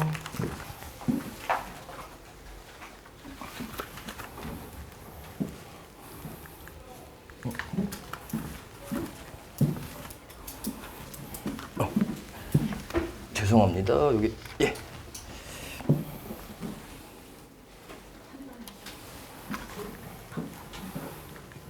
네. 이렇게 네 가지를 자세하게 보여드릴 텐데요. 바로 시작해 보겠습니다. 일단 시험 문제 출제 비율입니다. 그리고 오늘 어머님들 이게 아무래도 PPT에 있는 걸 계속 보시면 눈에 좀 아프시기도 하고 또 이렇게 또 어머님들마다 중요한 정보를 가져가시는 게 달라서 이게 메모란을 만들어 놨습니다. 필요하신 거 우리 아이들과 똑같은 입장으로 이거 중요하겠구나 필기도 한번 해보시고 예. 출제 비율은 이렇게 되어 있습니다. 네. 객관식이 총 34문제고요. 그리고 총 34문제고 객관식이 28문제, 서술형은 6문제 해서 총 30점 배점입니다. 네. 사실은 요 출제 비율은 특이하지는 않습니다. 예, 요 출제 비율이 옮겨드릴게요. 요 출제 비율이 막 특이하고 이것 때문에 어려워지는 게 아니라 요 위에 거를 같이 한번 보실게요. 항상 교과서와 모의고사가 시험 범위로 책정이 되는데 광문고는 부교재는 존재하지 않습니다. 그러니까 시험 범위가 엄청 많은 건 아닌데 강동구 전체에서 그래도 영어가 좀 어렵다고 소문난 고등학교 중에 유일하게 듣기를 출제합니다. 무려 8문제고요. 15점의 배점을 보입니다. 너무 걱정 안 하셔도 되는 게 교과서와 모의고사 듣기 스크립트는 구할 수 있습니다. 쉽게 누구나. 그럼 여쭤볼게요. 실제로 가서 듣기가 나오겠죠? 듣고 풀까요? 물론 정말 영어를 잘하면 그렇게 하겠지만 이미 스크립트를 보고 내용을 외워서 가죠. 근데 왜 자꾸 15점 만점을 못 받을까요? 원래 일반적인 전국 연합 학력평가, 제가 이제부터 모의고사라고 줄여서 말씀드리겠습니다. 올해 같은 경우 3월 23일에 시행되는데 첫 시험이 그 모의고사와 수능시험에 나온 듣기 문제 유형이 있죠. 그게 총 8문제 중에 4개는 똑같이 나옵니다. 그 유형과 그건 쉬워요. 나머지 4개는 스크립트는 똑같은데 들리는 스크립트가 4개는 독해 유형으로 나옵니다. 다음 글의 대화를 요약문으로 완성하시오.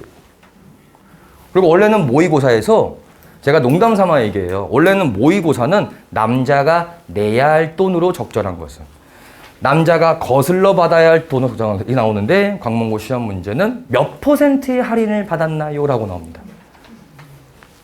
그러니까 그 듣기를 연습을 할 때도 물론 크게 어렵지는 않은데 방향성이 존재하는 거예요. 광문고. 이미 거기서 트릭을 거는 거예요. 자꾸 이렇게 뒤통수 친다고 하죠. 우리가. 또 하나는 문제 이렇게 나옵니다. 원래 듣기 문제에는 감정을 나타내라고 나오지 않아요. 여자와 남자가 대화를 막 합니다. 오손도손 영화 뭐 볼까 하면서 막 대화를 해요. 근데 원래는 항상 마지막에 여자가 할 말로 적절한 것은 이렇게 나오는 게 모의고사인데 광문고 시험은 이렇게 나옵니다. 남자의 심경으로 적절한 것은. 아무도 그 남자의 감정은 신경 쓰이지 않고 들어요. 얘네 영화 이거 본대, 이거 듣는 거예요. 영화 이거 본대, 7시에 만나기로 했구나. 이게 모의고사였거든요. 그렇게 되지 않는 거죠. 네. 그리고 보시다시피 모의고사 시험 범위. 제가 올해 예상하건데 요번 1학기 중간고사는 작년 3월 모의고사 아니면 올해 3월 23일에 치러지는 모의고사 둘 중 하나가 책정이 될 겁니다. 저 보기에는 오른쪽 게 들어갈 것 같아요. 왠지 느낌상. 예. 총 34문제 중에 몇 문제입니까? 무려 22문제입니다. 여기서 2등급이 판가름 난다 보시면 돼요. 그러니까 우리 아이가 모의고사 분석을 잘했고 공부할 때 모의고사 관련된 그 시험 문제 있죠? 시험 범위 그 시험지에서 모의고사 관련된 그건 다 나왔다. 그럼 2등급은 됐구나 생각하시면 돼요. 2등급은. 참고로 광문고는 매년 잘하는 아이들이 많이 오기 때문에 영어 등급 컷이 상승 추세거든요. 3등급 말씀드릴까요? 4등급부터 해볼까요? 그래도 공부했는데 4등급 나오면 그것도 괜찮은 겁니다. 74점입니다. 4등급이요. 수, 우, 미, 양. 양이 74점대예요. 과거에 광문고는 50점대였거든요. 그럼 3등급은 좀 올라가죠? 3등급부터 확 올라갑니다. 주가 뛰듯이. 83점대예요. 잘한 거거든요. 근데 3등급밖에 안 나요. 그럼 2등급은 얼마나 올라가냐고요? 93에서 95까지 올라갑니다. 그 1등급 컷은 몇이라는 소리일까요? 최소? 97점입니다. 네. 몇 개 틀린 거죠? 그냥 대충 보셔도. 한 개 틀린 거죠. 또는 서술형 기억나세요? 이거는 애증의 문제거든요. 뭘 당하죠? S를 뺐어, 엄마. 우리 딸 괜찮아. 엄마 전치사 2 뺐어. 아까워. 빵점이죠. 고등학교는. 정말 운이 좋아서 단답형에서 한 개 틀리면 1등급 나오는 겁니다. 저는 그래서 항상 이렇게 얘기해요. 만점 받는다는 생각으로 덤비라고. 아이들한테요. 만점 받는다는 생각으로 덤벼야 조금 실수해서 2등급 나오거나 또는 광문고 시험 문제 중에 가장 어렵다고 책정되는 문제 보여드릴 텐데 그거는 누구나 다 어렵다고 느끼겠죠. 그거를 다 틀리면 97점 맞는 거고 나머지는 다 맞춰야 합니다. 제가 학교에 조금 아쉬운 점이 있다면 그렇게 우수한 자원이 많이 들어오고 있는데 난이도는 그렇게까지 올라가진 또 않고 있어요. 왜냐하면 힘들거든요. 갑자기 바꿔버리는 게 출제 성향을. 그래서 등급 컷이 높게 책정이 된다는 점. 참고로 요 교과서는 우리 근처에 있는 한영고와 똑같습니다. 근데 의미가 없어요. 출제 방식이 달라서. 다만 요 교과서 네 문제는 누구나 맞추라고 주는 겁니다. 누구나 맞추라고. 그래서 듣기 8문제, 교과서 네 문제는 누구나 맞추라고 주는 거고 요 모의고사 안에서도 16개에서 17문제는 열심히만 하면 그래도 누구나 맞춥니다. 항상 광문고 시험은 4개에서 5문제가 모든 걸 갈라놓는다 보시면 됩니다. 예. 할 수 있습니다. 좀 믿습니다, 우리 아이들. 예. 이게 문제 유형인데, 예. 이렇게 한번 보시겠어요, 어머니도 이렇게. 이런 게 나오는구나, 이렇게. 예.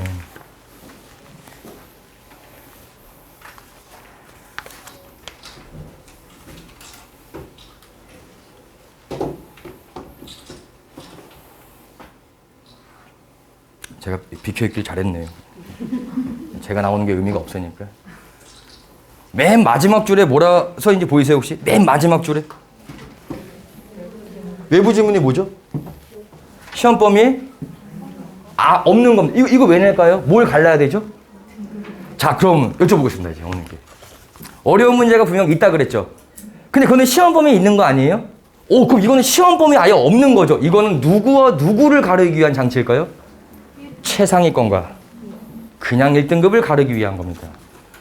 오늘 어머님들 요것도 아셔야 돼요.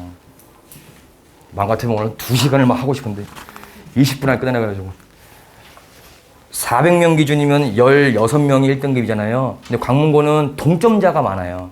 그러니까 16명이면 19등까지는 앞에 1이 떨 거예요. 소수점이 바뀌거든요. 광문고는 통상적으로 1.7부터는 중위권 대학밖에 못 갑니다. 세특이 약하거든요. 근데 어떻게 합니까? 어라는 대학 가야죠. 저는 그럼 또 얘기하죠. 6등 안에 들어가라고. 물론 6등 안에 들어가지 않아도 됩니다. 근데 제가 아이들한테 야, 너 하는 만큼만 해. 인생 길어. 대학 가서 편입하면 돼. 어떻게 이렇게 합니까? 저는 꼭 6등 안에 들어가라고 해요. 왜냐하면 6등 안에 들어가면은 1.5등급 이내가 나옵니다. 그럼 그때부터는 선택이 열리죠. 등급이 낮으면 낮을수록 선택할 수 있는 게 제한적으로 변하고 어떤 경우는 1학년이 안 끝났는데도 어떤 과목 하나를 포기하겠다고 합니다. 예상이 되시죠? 예. 영어를 못 봤는데 수학을 포기하겠대요. 어떤 경우는 엄마 나 국어는 괜찮아. 나 진짜 한국인인가 봐. 아 영어는 못하겠어. 영어 내신을 포기해요. 수능은 영어가 절대평가죠? 내신은 상대평가고 반영 비율이 25%입니다. 누가 포기합니까 그거를. 그래서 이런 외부 지문을 선생님 이걸 저희가 어떻게 맞춰? 저는 그런 영어 실력 안 돼요. 저는 용납할 수가 없고 저는 그런 생각으로 가르치지 않을 겁니다. 이것까지 맞춘다고 생각하셔야 합니다. 그리고 요 두 문제가 작년 기준 전국 모의고사 기출문제였는데 이게 변수예요 지금. 이거는 뭐 할 수 있죠? 우연히? 윈터스쿨 이런 데에서 우연히 저거 수업 때 본 거예요. 형평성이 어긋나죠? 이게 매년 바뀝니다 출처가. 어떤 경우는 부교재, 어떤 경우는 국가시험의 일부, 어떤 경우는 영작을 해오신 것 같아요. 네, 요게 좀 변수가 되지 않을까. 자, 제가 아까 분명히 신유형이 등장했다고 처음부터 말씀드렸죠? 보여드릴게요, 이제. 지문의 출처뿐만 아니라 유형의 변수가 있는데 바로 외부 지문 유형죠. 그럼 아까 외부 지문 몇 개였죠, 우리 어머님들? 2개. 총 5점에서 6점입니다. 그거 맞아야 1등급 나오겠죠? 예. 원래 항상 순서 배열, 단락의 순서를 배열하시오 아니면 문장 하나를 뺀 다음에 얘가 들어갈 적절한 위치로 적절한 것은 이거 나왔거든요. 작년에. 참고로 지금 예비고이죠? 지금 예비고이들 공부 상당히 잘합니다. 이유는 간단해요. 점점 광문고 입학생 중에 강남에서 온 아이들이 많아지고 있습니다. 실제로 그래요. 전학을 오기도 해요. 휘문고에가 광문고에 옵니다. 제가 이유는 물어보지 않았기 때문에 가정사가 있는 경우도 있어서 어쨌든 그러니까 이제 그걸로도 안 되는 거죠. 그러니까 외부 지문만으로는 안 되는 거예요. 외부 지문 유형 중 출제하지 않았던 새로운 유형이 등장했습니다. 그거를 지금 말씀드릴게요. PPT 없습니다. 처음 보는 지문을 준 다음에 단어에다가 5개의 밑줄을 치고 밑줄 친 단어에 영영풀이로 적절하지 않은 것은 무슨 풀이요? 그 단어의 뜻이 영어로 되어 있습니다. 근데 그 영어가 단어가 아니라 문장이에요. 그럼 뭘 할 수 있어야 돼? 그 자리에서요? 해석이 돼야 합니다. 그리고 기존에 있던 그 선지에 있는 단어도 알아야겠죠. 이렇게 한 문제. 또 하나가 우리 아이들이 가장 독해 중에 어려워한다는 무슨 추론 문제 아세요? 빈칸 추론 문제. 하나는 가장 어렵게, 하나는 특이하게, 올해는 또 모릅니다. 제가 조심히 예측해 보건데 당해 수능에서 어려웠던, 그러니까 당해 수능에서 가장 오답률이 높았던 문제 유형이 있죠. 요번 수능이 그거였거든요. 물론 영영풀이가 나오진 않지만. 그럼 제가 예상해 보건데 그 밑에서 어려웠던 밑줄 친 바가 의미하는 바로 적절한 것은 뭐 함축음이 출연을 합니다. 또는 요약문을 준 다음에 이렇게 요약문을 완성해 보세요. 이렇게 주기도 하고요. 요 두 문제가 아마 외부 지문 올해 출제될 난이도가 되지 않을까 유형이. 뒤에서 난리네요. 시간이 오버됐다고.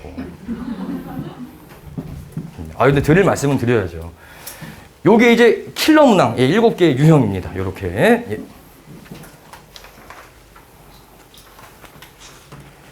근데 요거 이렇게 제가 올해 광문고 1학년 영어 어떻게 나올 거라고 제가 혼자 찍어 올린 영상이 있어요. 저희 학원 유튜브 채널 구독하시면 볼 수 있으시니까요.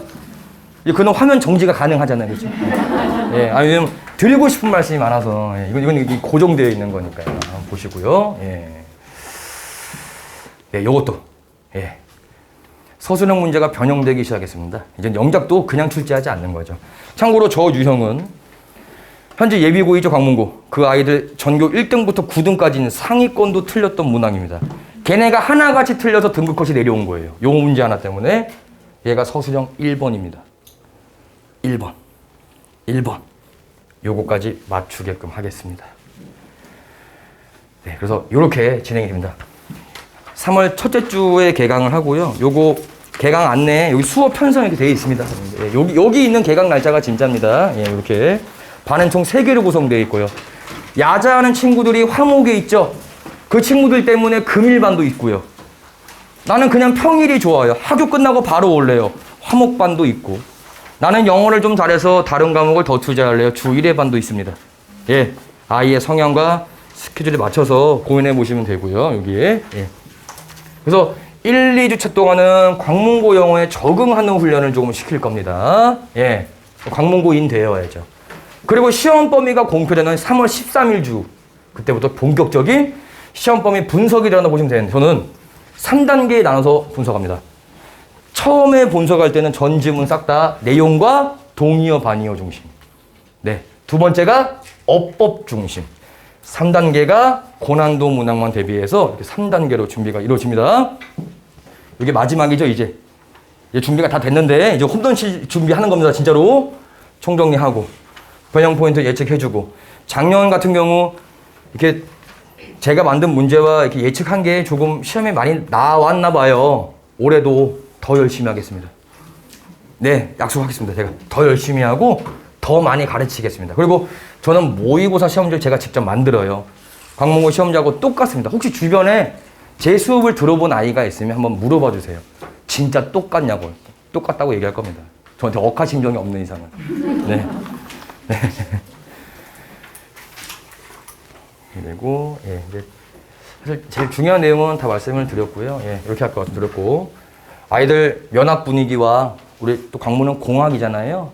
그래서 면학 분위기를 위하여 선착순으로 수능 5명으로 마감을 하겠습니다. 예, 아이들 위한 겁니다. 아이들. 예. 그리고 똑같습니다. 예, 다 교재와 진도 제가 만든 교재 다 똑같고요. 진도 동일합니다.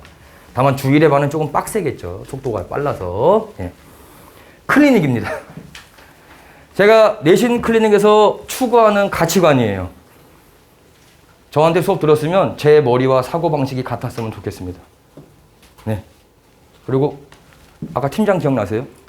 이게 굉장히 이게 듬직했죠. 예. 군대를 갔다 왔는데 헌병 출신입니다.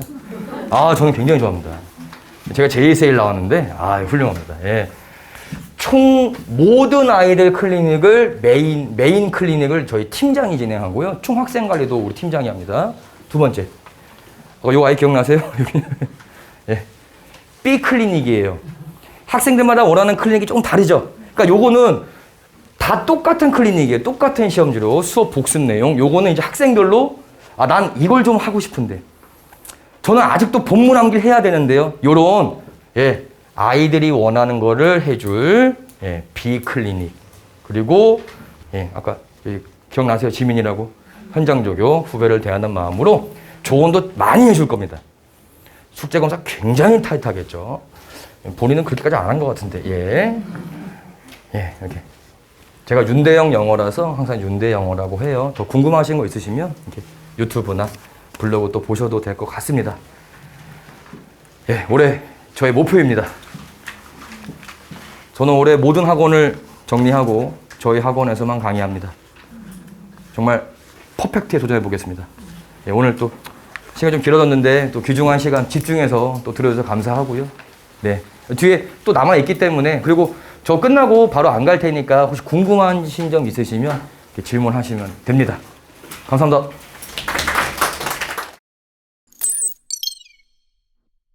네, 인사하고 시작하겠습니다. 저는 틀림없는이라는 닉네임을 사용하고 있는 김준창이라고 합니다. 만나서 반갑습니다. 이제 우리 아이에게 오지 않을 것 같았던 고1이 되었습니다. 그리고 학교도 결정났죠. 그래서 원해서 광문고를 간 친구도 있을 것이고 원하지 않았는데 갔던 친구도 있겠지만 이미 주어진 환경에서는 우리가 체계적으로 공부할 방법을 선택해야 됩니다. 그 중에서 저는 한국사하고 통합사회에 대해서 이제 강의를 할 것이고 작년에 있었던 결과를 잠깐 말씀드리고 시작해 보도록 하겠습니다. 저는 작년에 이투스 내신 한국사 1등이었고 매출액 기준입니다. 그리고 단꿈교육 한국사 수석연구원이고 10년차 수석연구원입니다. 그리고 수강생 50% 이상이 내신 만점이었고 그 다음에 전교 1등이 선택한 강의였다라는 겁니다. 그리고 지금까지 많이들 문의해 주셨는데 저보고 이제 학력이 어떻게 되냐라고 하는데 제 학력은 연세대학교 역사교육 석사 과정에 있습니다. 그래서 얼마 있으면 졸업을 하게 되는데 지금 논문을 준비하고 있습니다. 그러면 이제 이 광문고에 대해서 제가 설명해 드릴 건데 일단 한국사하고 통합사회를 우리가 들어야 되는가라는 부분에 대해서 제가 한번 언급해 드릴게요. 사실 우리가 알고 있다시피 뭐가 있냐면은 국어가 있을 것이고요. 영어가 있을 것이고 수학이 있습니다. 그리고 통합사회가 있을 것이고 통사, 줄여서 통사를 할게요. 그 다음에 한국사가 있을 겁니다. 한국사. 자, 이 국영수와 통합사회 한국사 비중 봤을 때 누가 봐도 뭐가 중요합니까? 국영수가 중요합니다. 그러면 이것에 대해서 가장 근본적인 이유를 우리가 알아야 되는데 국영수는 미래가 있는 학문입니다. 이게 무슨 말인 거니까 고1 때 배운 것이 고2로 이어지고 고3 때도 이어지기 때문에 우리가 중요하게 봐야 됩니다. 근데 이 통합사회 한국사는 미래가 없고 고1에서 멈춘다는 겁니다. 그러면 이 통합사회와 한국사 같은 경우에는 이 고1에 또 멈추는데 신경 써야 되느냐라고 했을 때는 고1 내신 성적을 바탕으로 대학을 진학하기를 원한다. 그러면 신경 쓸 수밖에 없을 겁니다. 왜냐하면 국어의 시수는 8시간, 영어도 8시간, 수학도 8시간, 통합사회 8시간, 한국사 6시간입니다. 그래서 과목의 중요도를 우리가 체감으로 느낄 때는 국영수지만 고1 내신 성적에서 차지하는 비중은 시수에 따라서 성적이 배분이 될 겁니다. 그러면 통합사회와 한국사 같은 경우에는 합치면 무려 14, 14시수가 될 겁니다. 그래서 내신으로 성적으로서 대학 가기 위해서는 국영수 챙기지만 이것도 간과해서는 안 되겠다는 겁니다. 그러면 제가 이번에 관리 시스템을 새롭게 개편해 왔는데 그 이유는 학생들 같은 경우에는 국영수 해야 됩니다. 학교 과제도 있고 활동도 해야 되고 그래서 국영수 우리 학원에 보면은 클리닉이라고 해서 시스템이 정말 잘 돼 있을 것이고 학생들 그 클리닉 가기 바쁘고 숙제하기 바쁩니다.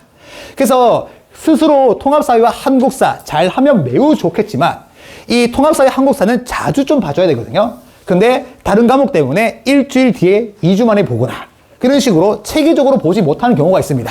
그래서 제가 이번에 관리 시스템에서 가장 중시한 것은 학생들이 이 시스템을 따라오면은 자동적으로 일주일에 2번 정도는 교과서도 보고 예상 문제도 한번 보자라는 취지에서 관리 시스템을 짜왔습니다.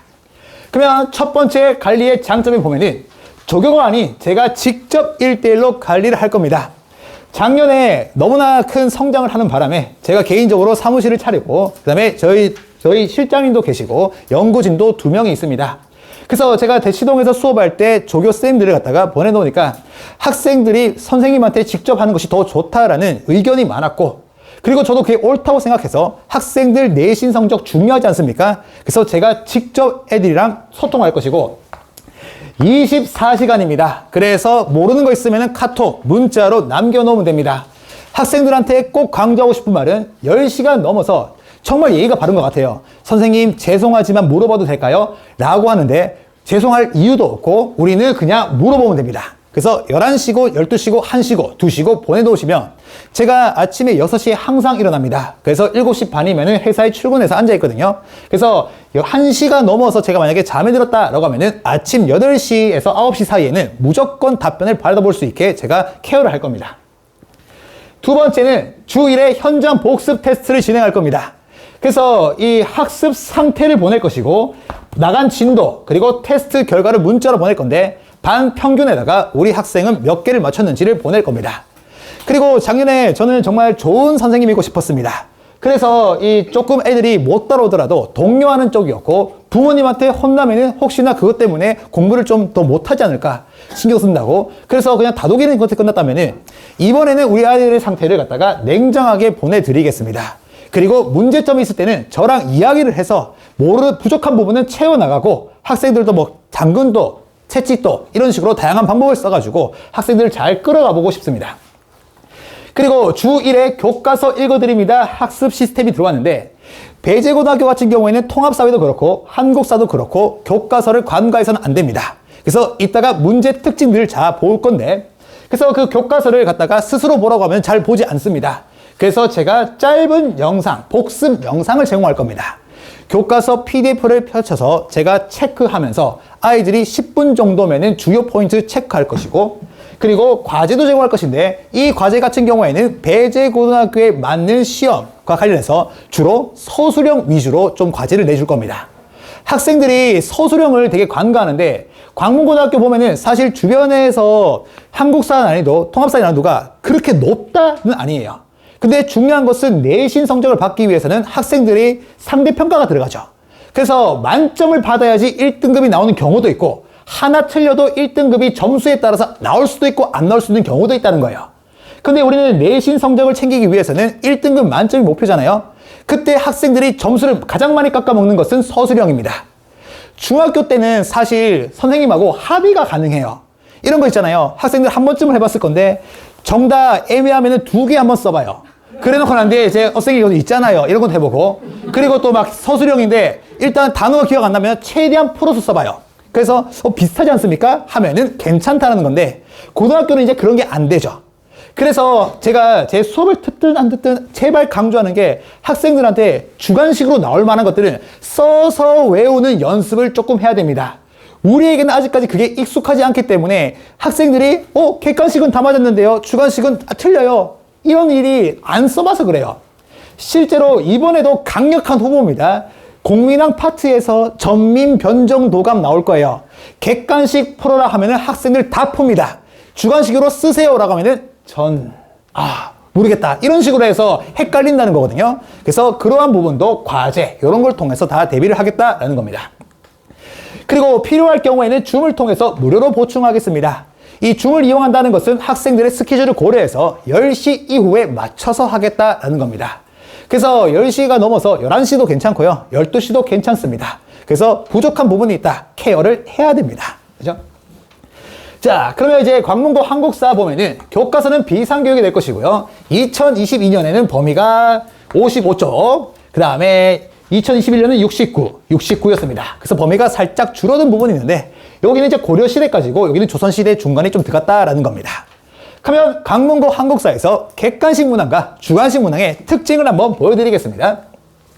객관식 문항 같은 경우에는 교과서 사료라고 해서 줄글로 된 거 자료 있지 않습니까? 그거랑 지도를 활용한 문제가 다수가 나옵니다. 그래서 나오고 두 번째, 교과서 사진 자료만을 활용한 문제도 나오겠다라는 거예요. 그래서 교과서에 있는 자료 우리가 잘 봐야 된다는 건데 예시를 한번 보도록 하겠습니다. 예시. 이게 교과서에 있는 자료입니다. 어머님들 받은 교환에 보시면은 교과서 페이지까지 제가 딱 해놨을 겁니다. 교과서 이미지 캡처해서. 그래서 그러한 자료를 이용해서 문제를 낸다는 것이 대다수를 차지할 겁니다. 그래서 중학교 때는 우리 요약집 같은 거 그냥 외웠죠. 그걸로써 그냥 키워드만 알면 문제가 풀 수 있었다면은 이제는 자료 정리까지도 체계적으로 좀 해야 됩니다. 그래서 이 수업을 듣는 가장 큰 취지는요. 스스로 보면 좋겠지만 중요한 자료와 중요하지 않은 자료 분명히 있습니다. 그 많은 자료 보는 거 다 보면 되겠죠. 하지만 다른 과목도 해야 됩니다. 주어진 환경 속에서 국어, 영어, 수학, 과학도 신경 쓰는데 한국사, 통합사회도 교과서 봐야 된다. 이거 관리 없으면은 스스로 하기 좀 벅찰 수 있기 때문에 이런 것들 우리가 잡아볼 겁니다. 그리고 또 이것도 사진 자료만 이용해가지고 문제가 나오겠다라는 거예요. 이 제목 빠져버리고. 그래서 이런 것들, 주요 자료들 우리가 체크하는 부분 가져볼 겁니다. 자, 그러면 이제 주관식 문항의 특징이 있다면은 완전한 형태의 서술형 문항. 진짜, 제발, 서술형 진짜 써봐야 됩니다. 그래서 이 보면은 문제가 이래요.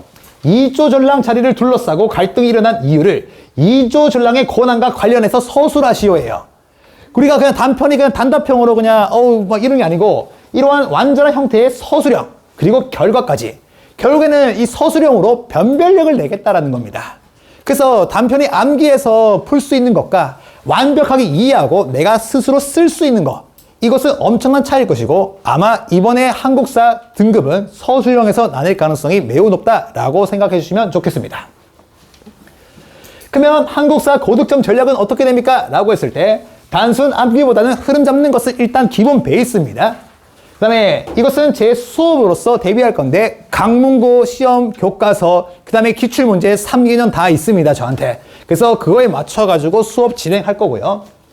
두 번째, 개념과 교과서 자료를 연계하는 학습을 할 겁니다. 연계하는 학습. 그래서 교재를 이용하지 않고 이번에는 따로 기출문제와 교과서를 기반으로 교환을 따로 만들 겁니다. 시험 대비만을 위해서. 그래서 불필요한 거 다 날려버리고 시험 포인트에 맞게 싹 다 할 것인데 자료 연계 학습 이거를 가장 중점적으로 할 겁니다. 중점적으로. 그리고 이것 또한 교과서 읽어드립니다 시스템으로 대비가 될 겁니다. 이번에 새롭게 도입한 것인데 학생들 이거 10분, 20분이면 투자하면 됩니다. 일주일에 한 번 정도는 우리가 할 수 있을 거고, 그 다음에 주관식 문항 같은 경우에도 마찬가지입니다. 주제에 대한 완벽한 이해를 바탕으로 완전한 형태의 문장 서술을 시험에서 요구합니다. 그렇기 때문에 테스트와 과제를 통해서 할 건데, 이 과제와 테스트 때는 써보는 연습을 진짜 많이 시킬 겁니다. 그래서 우리 고득점을 위해서 노력 한번 해볼 겁니다. 자, 그러면 통합사회에서 보면은 미래인이 출판사고요. 시험 범위는 이렇습니다. 이렇게 되고, 그러면 이제 통합사회의 객관식 문항과 주관식 문항의 특징 한번 보여드릴게요. 자, 객관식 문항 같은 경우에는 교과서 자료를 활용한 문제 출제 비중이 높다. 그러면 공통적으로 한국사와 교과서는 중요하다는 것을 우리가 알 수 있겠네요. 그래서 문제 보면은 교과서 자료를 바탕으로 이제 문제를 내겠다라는 건데, 이게 통합적 관점의 이해라고 해서 학생들이 어려워할 수 있는 부분들입니다. 그래서 자료에서 이것을 보고 우리가 관점 다 체크할 겁니다. 외우지 않고 통합사회는 이해를 할 겁니다. 그래서 자료를 해석하는 능력을 요구할 때 외워서 되는 문제가 아니에요. 지금은 여기 자료만 있지만 선택지를 보게 되면은 절대 외워서 풀 수 있는 문제가 아니고, 우리가 이것을 추론하고 이해를 했는지를 파악할 수 있는 문제가 될 겁니다.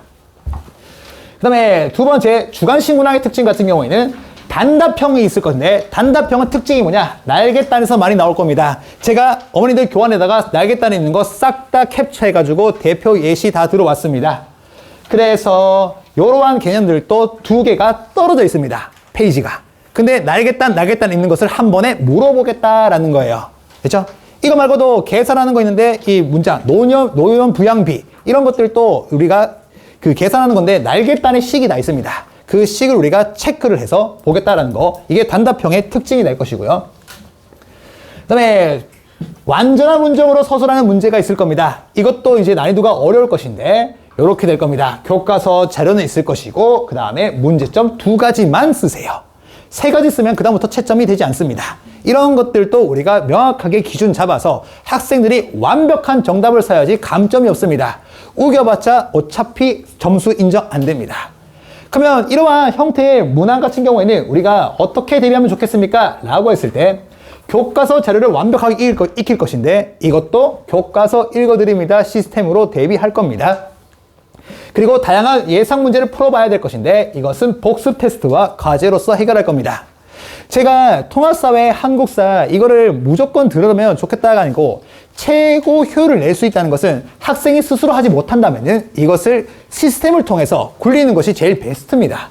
그래서 혹시나 자기 스스로 할 수 있다면 괜찮습니다. 근데 조금 다른 과목 때문에 버겁다라고 하면은 틀을 정해놓고 규칙을 좀 정해놓자는 겁니다. 그래서 일주일에 적어도 2번 정도는 우리가 보고 잊지 않게 머릿속에 각인시키자는 것이 이 수업의 취지이고, 그 다음에 가장 중요한 포인트가 될 겁니다.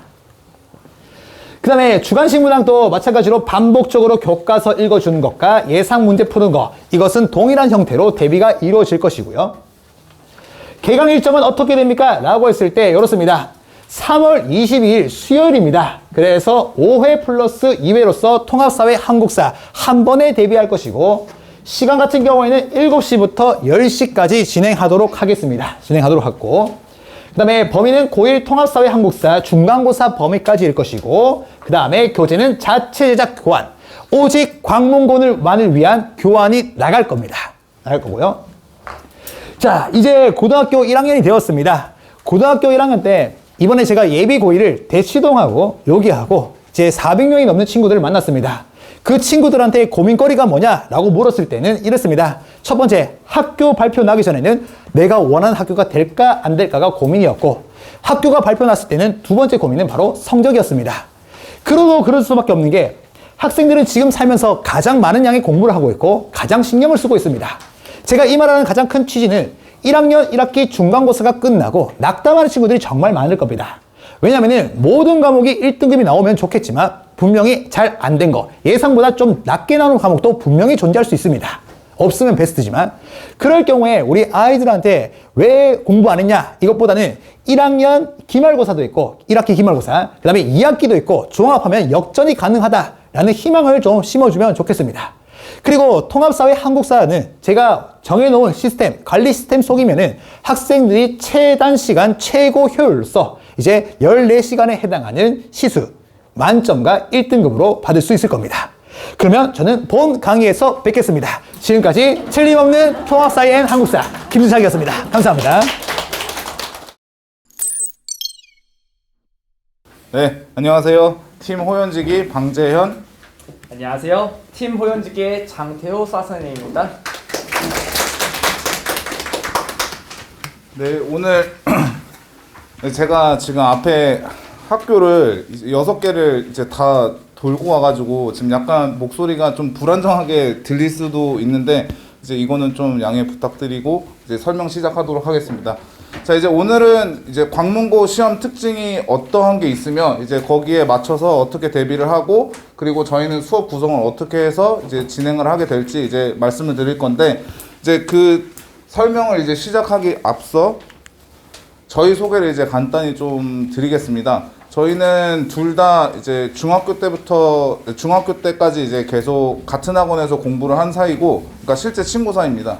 네, 그래서 네, 그리고 이제 저는 광문고를 졸업을 해서 이제 서울대에 진학을 했고, 이제 장태호 선생님은 한영고를 졸업을 해서 이제 서울대를 진학을 한 케이스고, 이제 여담으로 말씀드리자면 그 광문고 입학 설명회에서 이제 말씀을 하셨던 그 진학지도부장 선생님이 저 2학년 3학년 때 담임 선생님이셨습니다. 네, 그 선생님께서 이제 네. 자, 그래서 이제 광문고 이제 수학 편제 같은 경우는 지금 당장 1학년 때 엄청 신경이 쓰이시는 부분이 아니시기도 할 거고, 그리고 이제 신경이 쓰이시더라도 사실 지금 겨울방학이 많이 지났기 때문에 아이고 어떡해 라고 이제 생각을 하셔도 사실 지금 어떻게 할 수는 없습니다. 그런데 이제 그래도 좀 특이한 점이 있다면, 이제 특이한 건 아니고 많은 학교가 이제 이런 식인데, 이제 2학년 때 수원 수투를 하는 거, 그리고 이제 기하가 선택 과목으로 있는 것, 그리고 3학년 때 확통은 이공계열 진학을 원하는 학생이든 아니면은 이제 어문계열 또는 이제 인문계열, 그리고 이제 경영대를 지원을 원하는 학생들도 다 확률과 통계를 일괄적으로 다 강제로 해야 됩니다. 이제 저런 게 이제 좀 특이한 점이라고 할 수가 있고, 이제 사실은 광문고 시험이 매년 시험 난이도가 많이 달라지고, 그리고 그 똑같은 한 해에서도 시험 난이도가 조금씩 변합니다. 물론 이제 시험 범위들 간에 이제 난이도 격차도 있겠지만, 사실은 선생님들께서 많이 이렇게 살피시면서 시험을 출제를 하시는 것 같아요. 이제 작년만 이제 예를 들어서 설명을 드리면은, 작년 1학년 1학기 중간고사, 이제 첫 중간고사 같은 경우는 시험 범위가 그렇게 엄청 까다로운 단원들이 아니기도 하면서, 그리고 이제 선생님들께서 엄청 그렇게 사실 처음부터 이렇게 확 어렵게 내시기보다는 일단 그래 한번 요 정도 한번 풀어보아라 라고 한 다음에 이 정도 하는구나 하면서 이제 기말고사에 이제 이거를 반영을 해서 난이도 조절을 하시거든요. 이제 그래서 실제로 작년에 1학년 1학기 중간고사는 제가 이제 학생이 돌아와가지고 첫 복귀하는 날에 이제 시험지를 들고 왔을 때 왜 이렇게 쉬워?가 이제 저는 첫 마디였고, 그 다음에 기말고사 때는 너 못 받겠네? 라고 이제 한 게 이제 두 번, 네, 그 정도로 이제 난이도 격차가 좀 있는 편입니다. 그래서 1학년 1학기 기준으로 그냥 설명을 드리면은, 사실 이제 1등급 변별 문항이라고 할 만한 게 사실 이쪽이에요, 이쪽. 그러니까 이쪽, 오른쪽에 있는 이쪽 한 문항이랑 여기 단답형 주관식. 이게 제가 이제 설명회를 할 때마다 이제 말씀을 드리는 건데, 단답형 주관식이 꼭 3문항이나 4문항씩 나오고, 작년 같은 경우는 항상 4문항씩 나왔습니다. 3점씩 4문항씩 나왔고, 그리고 저 4문항 중에서 꼭 2문항은 학력평가 기출문제를 변형한 문항입니다. 심지어 한 번은 이제 선생님께서 변형을 하시다가 조금 이제 힘드셨는지 그냥 몰라 하면서 이렇게 내신 것처럼 이제 숫자도 안 바꾸시고 그냥 내시더라고요, 그거를. 그래서 이제 제가 작년에 가르치던 한 학생 중에 이제 시험 전날에 이제 운으로, 이거는 제가 막 이렇게 뭐 이렇게 잘나거나 그래서 그런 게 아니고 그냥 이제 이 문제 좋아 라고 하면서 이제 시험 전날에 한 건데, 그게 이제 그냥 똑같이 나왔어요. 그런데 이제 학생이 와가지고 선생님 선생님 그 나왔어요. 예, 뭐 여기까지만 이렇게 말을 하고, 그래서 틀렸구나. 그러니까 이제 어제 한 것만 기억났어요 라고 하더라고요. 그래서 근데 이제 저는 그런 말을 사실 들으면 이제 속으로는 부글부글 하는데 뭐 이제 겉으로는 다음에는 잘해라고 이제 하고 넘어가긴 했는데 그래서 이제 학평 기출 문제들을 좀 많이 풀어줘야 돼요. 이제 뒤에서 좀 자세히 설명을 드리겠지만 이제 여기서 좀 짚고 넘어가실 부분은 여기 단답형 주관식 두 문제가 좀 어렵다 정도로 이제 정리를 하시면 될 것 같고 그 다음에 이번에 올해 이제 앞에서 들으셨겠지만 광문고 신입생 그 광문고 한 학년 그 학생 수가 좀 되게 많이 늘었어요. 그래서 1등급 학생 수가 2명 정도 이제 증가를 했는데 작년이랑 비교를 해서 사실 3등급까지 이렇게 써놓은 이유는 이제 모두가 1등급을 받을 수는 없으니까 그리고 이제 실제로 인서울에 있는 인서울 소재 이제 대학교로 입학하는 이제 입학 가능한 이제 내신 등급 평균이 이제 한 3등급 이내는 돼야 된다라는 게 있어서 이제 3등급까지 적어놨습니다. 이제 참고하시면 될 것 같고 이제 자세히 좀 분석이나 이제 대비를 자세한 특징에 대해서 이제 설명을 드리고 대비를 이제 어떻게 해야 될지 말씀을 드릴 텐데 자 일단 첫 번째 엄청 큰 특징은 아니지만 이제 광문고 부교재가 올림포스 수학상이랑 수학합니다. 이게 올림포스가 시리즈가 좀 여러 개가 있는데 올림포스 고난도도 아니고 올림포스 연합기출도 아니고 그냥 올림포스입니다. 완전히 올림포스. 네, 일단 결론부터 말씀드리면 부교재가 별로 어렵지가 않습니다. 그렇게. 그러니까 어떤 정도의 포지션이라고 생각하시면 되냐면 어려운 교과서 정도의 느낌이라고 생각을 하시면 됩니다. 자, 그래서 사실 3등급 이상이 목표인 학생들은 저 부교재에서 못 푸는 문제가 있으면 안 됩니다. 절대로. 그러니까 이제 시험 전날에 이제 제가 시험 전날에 제일 스트레스를 받는 게 뭐냐면 부교재를 이렇게 들고 왔어요. 학생이. 이제 집보하는 날인데 부교재를 들고 와서 보여주는 거죠. 그제서야 이제 처음 보여주더라고요. 그러니까 학생들이 대부분은 이제 잘 해가지고 와서 부교재를 이제 들고는 다니지만 그렇지 않은 학생들도 많잖아요. 그런 학생들 중에 한 명이 이제 부교재를 딱 보여줬는데 제가 이제 한 얘기가 너 혹시 부교재를 세탁기에 빨아왔니? 라고 이제 제가 얘기를 했었거든요. 너무 깨끗해가지고 아무것도 안 적혀 있어서 그랬었는데 그렇게 하면서 이제 그래도 집본 날 이제 하루 종일 12시간 내내 이제 풀어서 어떻게든 하면 되기는 하지만 그런 학생들은 보통 이제 못 풀어내죠. 그런 거를 하루 종일 해도. 그런데 그렇게 이제 3등급 이상 성적을 받고 싶은 학생은 그냥 개학할 때부터 올림포스 부교재 문제들을 그냥 차근차근히 풀어 나가는 게 아마 좋을 겁니다. 저희도 아마 개강하고 나면 아마 숙제로 계속 내줄 거예요. 부교재를. 네, 그리고 이제 광문고 시험 이제 특징 중에 좀 제일 특이한 게 이건데 이제 한영고도 그렇고 뭐 배재고도 그렇고 이제 강동고도 그렇고 이제 뭐 최근에는 여기 이 강동구 인근 지역에 있는 고등학교들이 시험 난이도가 대부분 다 상승을 하고 있어요. 그런데 광문고 같은 경우는 서술형 난이도가 정말로 다른 문제들에 비해서는 너무 쉽습니다. 그러니까 이거는 감점을 당하면 안 된다라는 느낌으로 이제 그런 각오로 이제 적어야 되는 수준으로 이제 알고 계시면 되고 그래서 이제 제가 저기 이제 뭐 중위권이라고 표현을 했지만 보통 이제 4등급이나 이제 학원을 다니는 학생들이 이제 등급 분포가 굉장히 다양하긴 하지만 보통 이제 평균이 한 4등급, 5등급이거든요. 제가 너무 이제 어두운 얘기를 한 것 같은데 네, 이제 4등급, 5등급인데 그런 학생들이 보통 난 안 돼 하면서 이제 서술형을 그냥 놓는 경우가 되게 많아요. 이제 근데 그런 것들을 놓지 말고 그냥 좀 꼼꼼히 챙겨서 난이도가 그렇게 높지 않으니 이제 다 써서 점수 받을 수 있도록 이제 포기하지 않고 이제 학습할 수 있도록 저는 도우려고 합니다. 자, 그리고 이제 아까 전에 말씀드렸던 내용인데 이제 계속 말씀드리지만 객관식에서 한 문항 정도 그리고 객관식에서는 한두 문항일 때도 있는데 제가 보기에는 이제 한 문항 정도가 이거는 틀리면 안 되겠다라는 느낌이 나는 문제고 그리고 이제 단답형 주관식 두 문항이 정말로 어렵게 나옵니다. 그러니까 그리고 또 특이한 점이 제가 아까 전에는 말씀을 못 드렸는데 여기 잠깐 보시면은 객관식이 15문항 나오는데 70점이에요. 배점이. 작년 기준으로 말씀을 드리면 원래 그 전해까지 그러니까 재작년까지는 계속 65점에 그리고 12점에 이제 뭐 잠시만요. 23점이요. 죄송합니다. 제가 지금 산수가 안 돼가지고 수학 선생님이 네 잠깐 네 그래서 이제 65점에 이렇게 35점인데 지금 이렇게 70점으로 늘어나면서 안 그래도 원래 객관식 한 문제당 배점이 되게 높았는데 지금 유일하게 이 인근 고등학교 중에 유일한 건 아니지만 이제 한영고도 그렇고 뭐 배제고도 그렇고 이제 광동고도 그런데 객관식 한 문항당 배점이 4점을 안 넘어요, 잘 원래. 근데 여기는 평균이 4.7점이고 그래서 4.5점 제일 낮은 배점이 4.5점이고 그리고 제일 높은 배점이 4.9점입니다. 그래서 근데 여기 보시면 아시겠지만 여기 4문제가 3점짜리가 4문제 있고 그게 12점이에요. 그러니까 제일 어려운 문제가 3점밖에 안 되는데 여기는 객관식에서 제일 쉬운 문제가 4.5점이에요. 그러니까 이런 거를 이제 역배점이라고 하는데 그 얘기는 무슨 얘기냐면 실수하면은 그냥 이제 억울하단 말을 입에 달고 살아요, 학생들이. 억울해요. 난 이거 알았는데. 그럼 이제 이제 뭐 어머님들 이제 방금 머리에 떠오른 이제 그런 생각들을 저희도 똑같이 하고 그럽니다.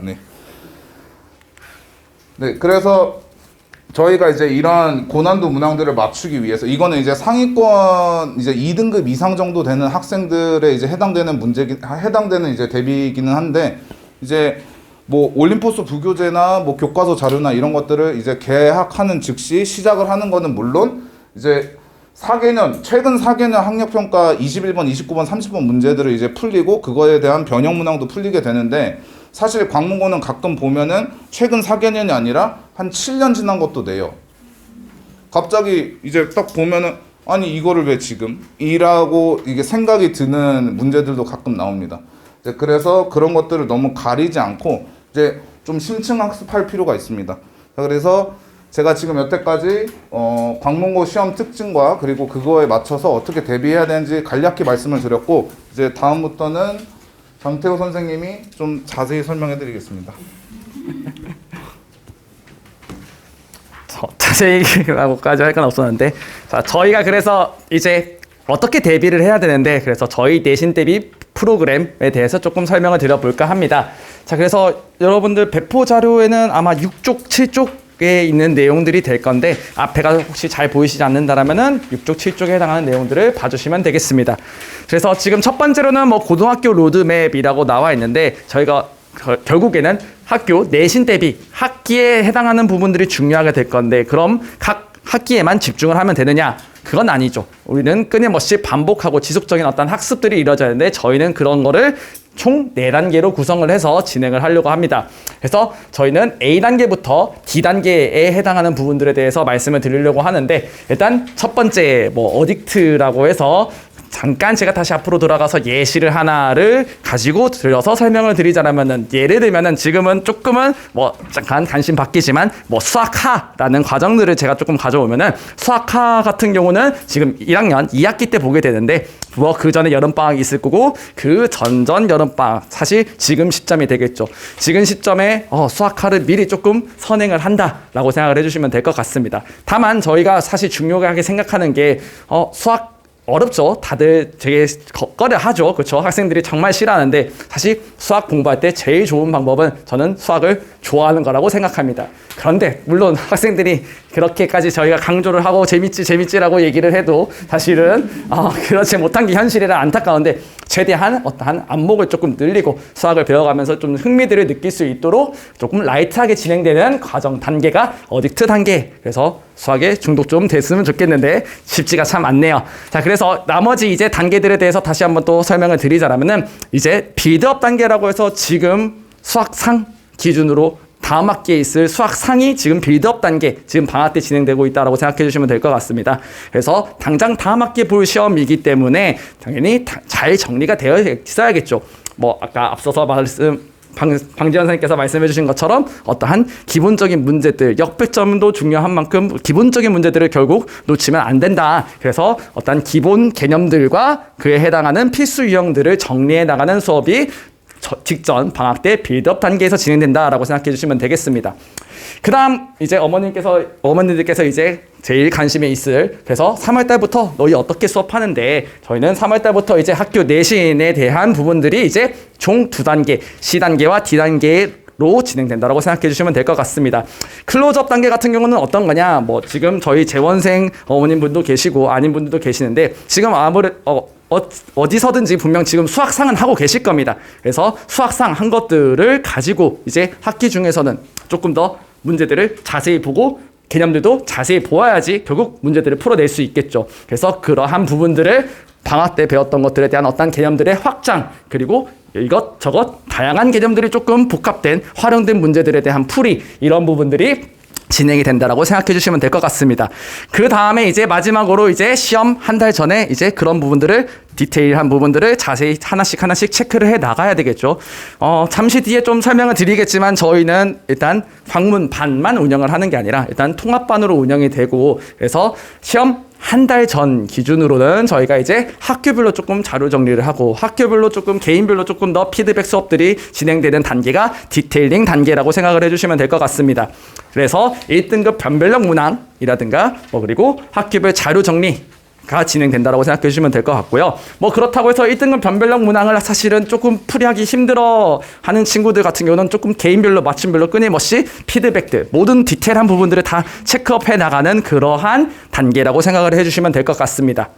그래서 저희 수업 특징에 대해서 말씀을 드리자면은 일단 첫 번째로 저희 수업 특징의 가장 큰 특징이라고 볼 수 있는데, 일단 학생들이 과제를 해오면은 그런 것들이 다 저희는 다 데이터베이스화가 되어서 이 학생이 어떤 유형을 잘 맞추고 그리고 어떤 유형들을 어려워하는지 다 데이터들이 기록이 남거든요. 그래서 끊임없이 지속적으로 반복 수업을 진행을 할 건데, 내가 아는 문제들은 사실 꼭 다시 볼 필요는 없죠. 그래서 취약한 부분들만을 끊임없이 반복적으로 해서 시험 직전까지 완전 학습이 이루어질 수 있도록 진행이 된다라는 점 말씀을 드리겠습니다.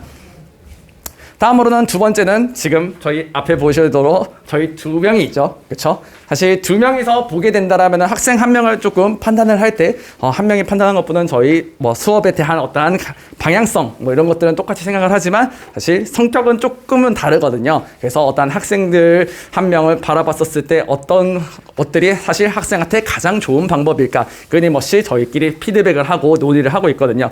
사실 지금 방학 때 저희가 하는 얘기로는 힘들다 요거 하나랑, 그리고 나머지 시간에는 다 진짜 지금 저희 수업을 듣고 있는 학생들에 대한 얘기를 계속 진행 중이거든요. 그래서 각 학생별로 비교 분석을 해가면서 객관적인 좋은 방향성을 제시할 수 있다라는 장점이 있다라고 봐주시면 될 것 같습니다. 다음으로는 세 번째 같은 경우는 저희가 학기 중에는 이제 1대1 서술형 대면 첨삭을 운영할 예정이며, 요거 같은 경우는 잠시 뒤에 있을 책업 설명을 하면서 조금 더 자세히 설명을 드릴 수 있도록 하겠습니다. 네 번째로는 학교별 맞춤 대비, 이 부분도 사실 앞전 단계에서 얘기를 했고, 아무래도 지금 마지막이다 보니까 어머님께서 지금 되게 힘들어 하실 건데, 그래서 학교별 맞춤 대비가 마지막 D단계에서 진행된다라고 생각해 주시면 되겠습니다. 마지막으로는 저희는 매 수업마다 항상 고화질로 영상들이 촬영이 되고, 끝나서 사실 퇴근하고 싶은데 매번 퇴근하지 못하고 편집을 해서 실제로 학생들이 인강을 보는 것만큼의 현장감을 줄 수 있도록 편집을 해서 학생들 메일로 매번 수업 영상들이 제공되고 있습니다. 그래서 이 영상 같은 경우는 사실 학생들이 얼마나 잘 활용을 하느냐에 따라서 정말 좋은 수단이 될 수도 있지만, 그런 부분들을 끊임없이 조금 더 발전시킬 수 있도록 저희도 어떤 온라인과 관련된 부분들을 발전시켜 나갈 수 있도록 하겠습니다. 마지막으로는 이제 저희 체크업 클래스라는 부분들을 설명을 하고 마지막 시간표 설명드리고 마치려고 하는데요. 그래서 체크업 클래스라는 게 도대체 뭔데? 라고 하신다면 그냥 클리닉 아니야? 라고 생각을 하실 수 있지만, 일반적인 클리닉과는 분명 다릅니다. 저희는 클리닉 같은 경우는 어찌 보면은 조교가 좀 질문을 받을 수도 있을 거고, 좀 탄력적으로 운행하는 부분이 없이 저희는 수업을 진행하는 방지 선생님과 저 둘이서 직접 체크업 클래스를 진행을 할 거고, 그리고 지금 여기 나와 있는 시간 같은 경우는 사실 아직은 미정이긴 하지만 월금 저녁 토일 오전 오후에는 진행이 된다. 그거에 대한 디테일한 부분들은 나중에 디테일한 부분이 정해지는 대로 공지 드릴 수 있도록 하겠습니다. 그래서 주 1회 반드시 필참이고, 희망자나 저희가 봤었을 때 조금 필요한 친구들이 있다라는 친구들은 2회 이상도 참여를 시킬 예정이며, 그래서 지금 방학 때는 저희가 2명에서 같이 들어가면서 좀 전 학생들을 조금 봐주었었는데, 실제로 학기 중으로 넘어가게 되면 사실 시간이 재산이죠. 학생들도 바빠질 거고, 그런 부분들에 의해서 조금 효율적인 관리를 위해서 각 타임당 신청을 받아가지고 최대 인원을 4명을 제한을 받아서 저희가 한 명당 최대가 4명, 어떻게 보면은 1대1로 수업을 드릴 수도 있다는 거고, 그런 사실 수업이라고 생각을 해주시면 될 것 같습니다. 클리닉보다는 정말 학생들의 어떠한 발전을 위한 그러한 수업이라고 생각해 주시면 될 것 같고, 여기서 지금 아까 앞에서 말씀드렸던 1대1 서술형 대면 첨삭도 진행이 될 예정입니다. 그래서 1대1 대면 첨삭이라고 해서 사실 4명 있으면 1대1 대면 첨삭도 조금 힘든 거 아니야? 그런 친구들 같은 경우는 따로 필요한 친구들은 신청을 더 받아서 따로 더 진행할 예정이니 참고해 주시면 되겠습니다. 그래서 저희 수업 언제 열리느냐? 저희 수업 3월 4일 토요일 날, 3월 5일 목요일 날 개강이 되고요. 저희는 수토반과 목일반 이렇게 2개의 시간표로 운영이 됩니다. 거기서의 가장 큰 특징이라고 하면은 각각 수토반, 목일반 다 저희는 수준별로 분반을 해서 진행을 할 예정이며, 그래서 정규반과 심화반이 나눠져 있다라고 생각해 주시면 되고, 그 정규반과 심화반 같은 경우는 처음 들어오실 때 입반 테스트를 좀 보고, 그 다음에 이제 학생들과도 상담하고 어머님과도 상담을 해서 정규반과 심화반을 추천을 드리고, 선택은 이제 학생과 어머님께서 상의를 하셔서 선택을 해주시면 될 것 같습니다. 각각 다 시간은 우리가 6시부터 10시고, 그리고 나머지 부분들에 대해서는 사실 앞선 단계에서 다 설명을 했기 때문에 이 정도 시간까지 설명을 드리면서 설명을 마치도록 하겠습니다. 늦은 시간까지 참석해 주셔서 감사합니다.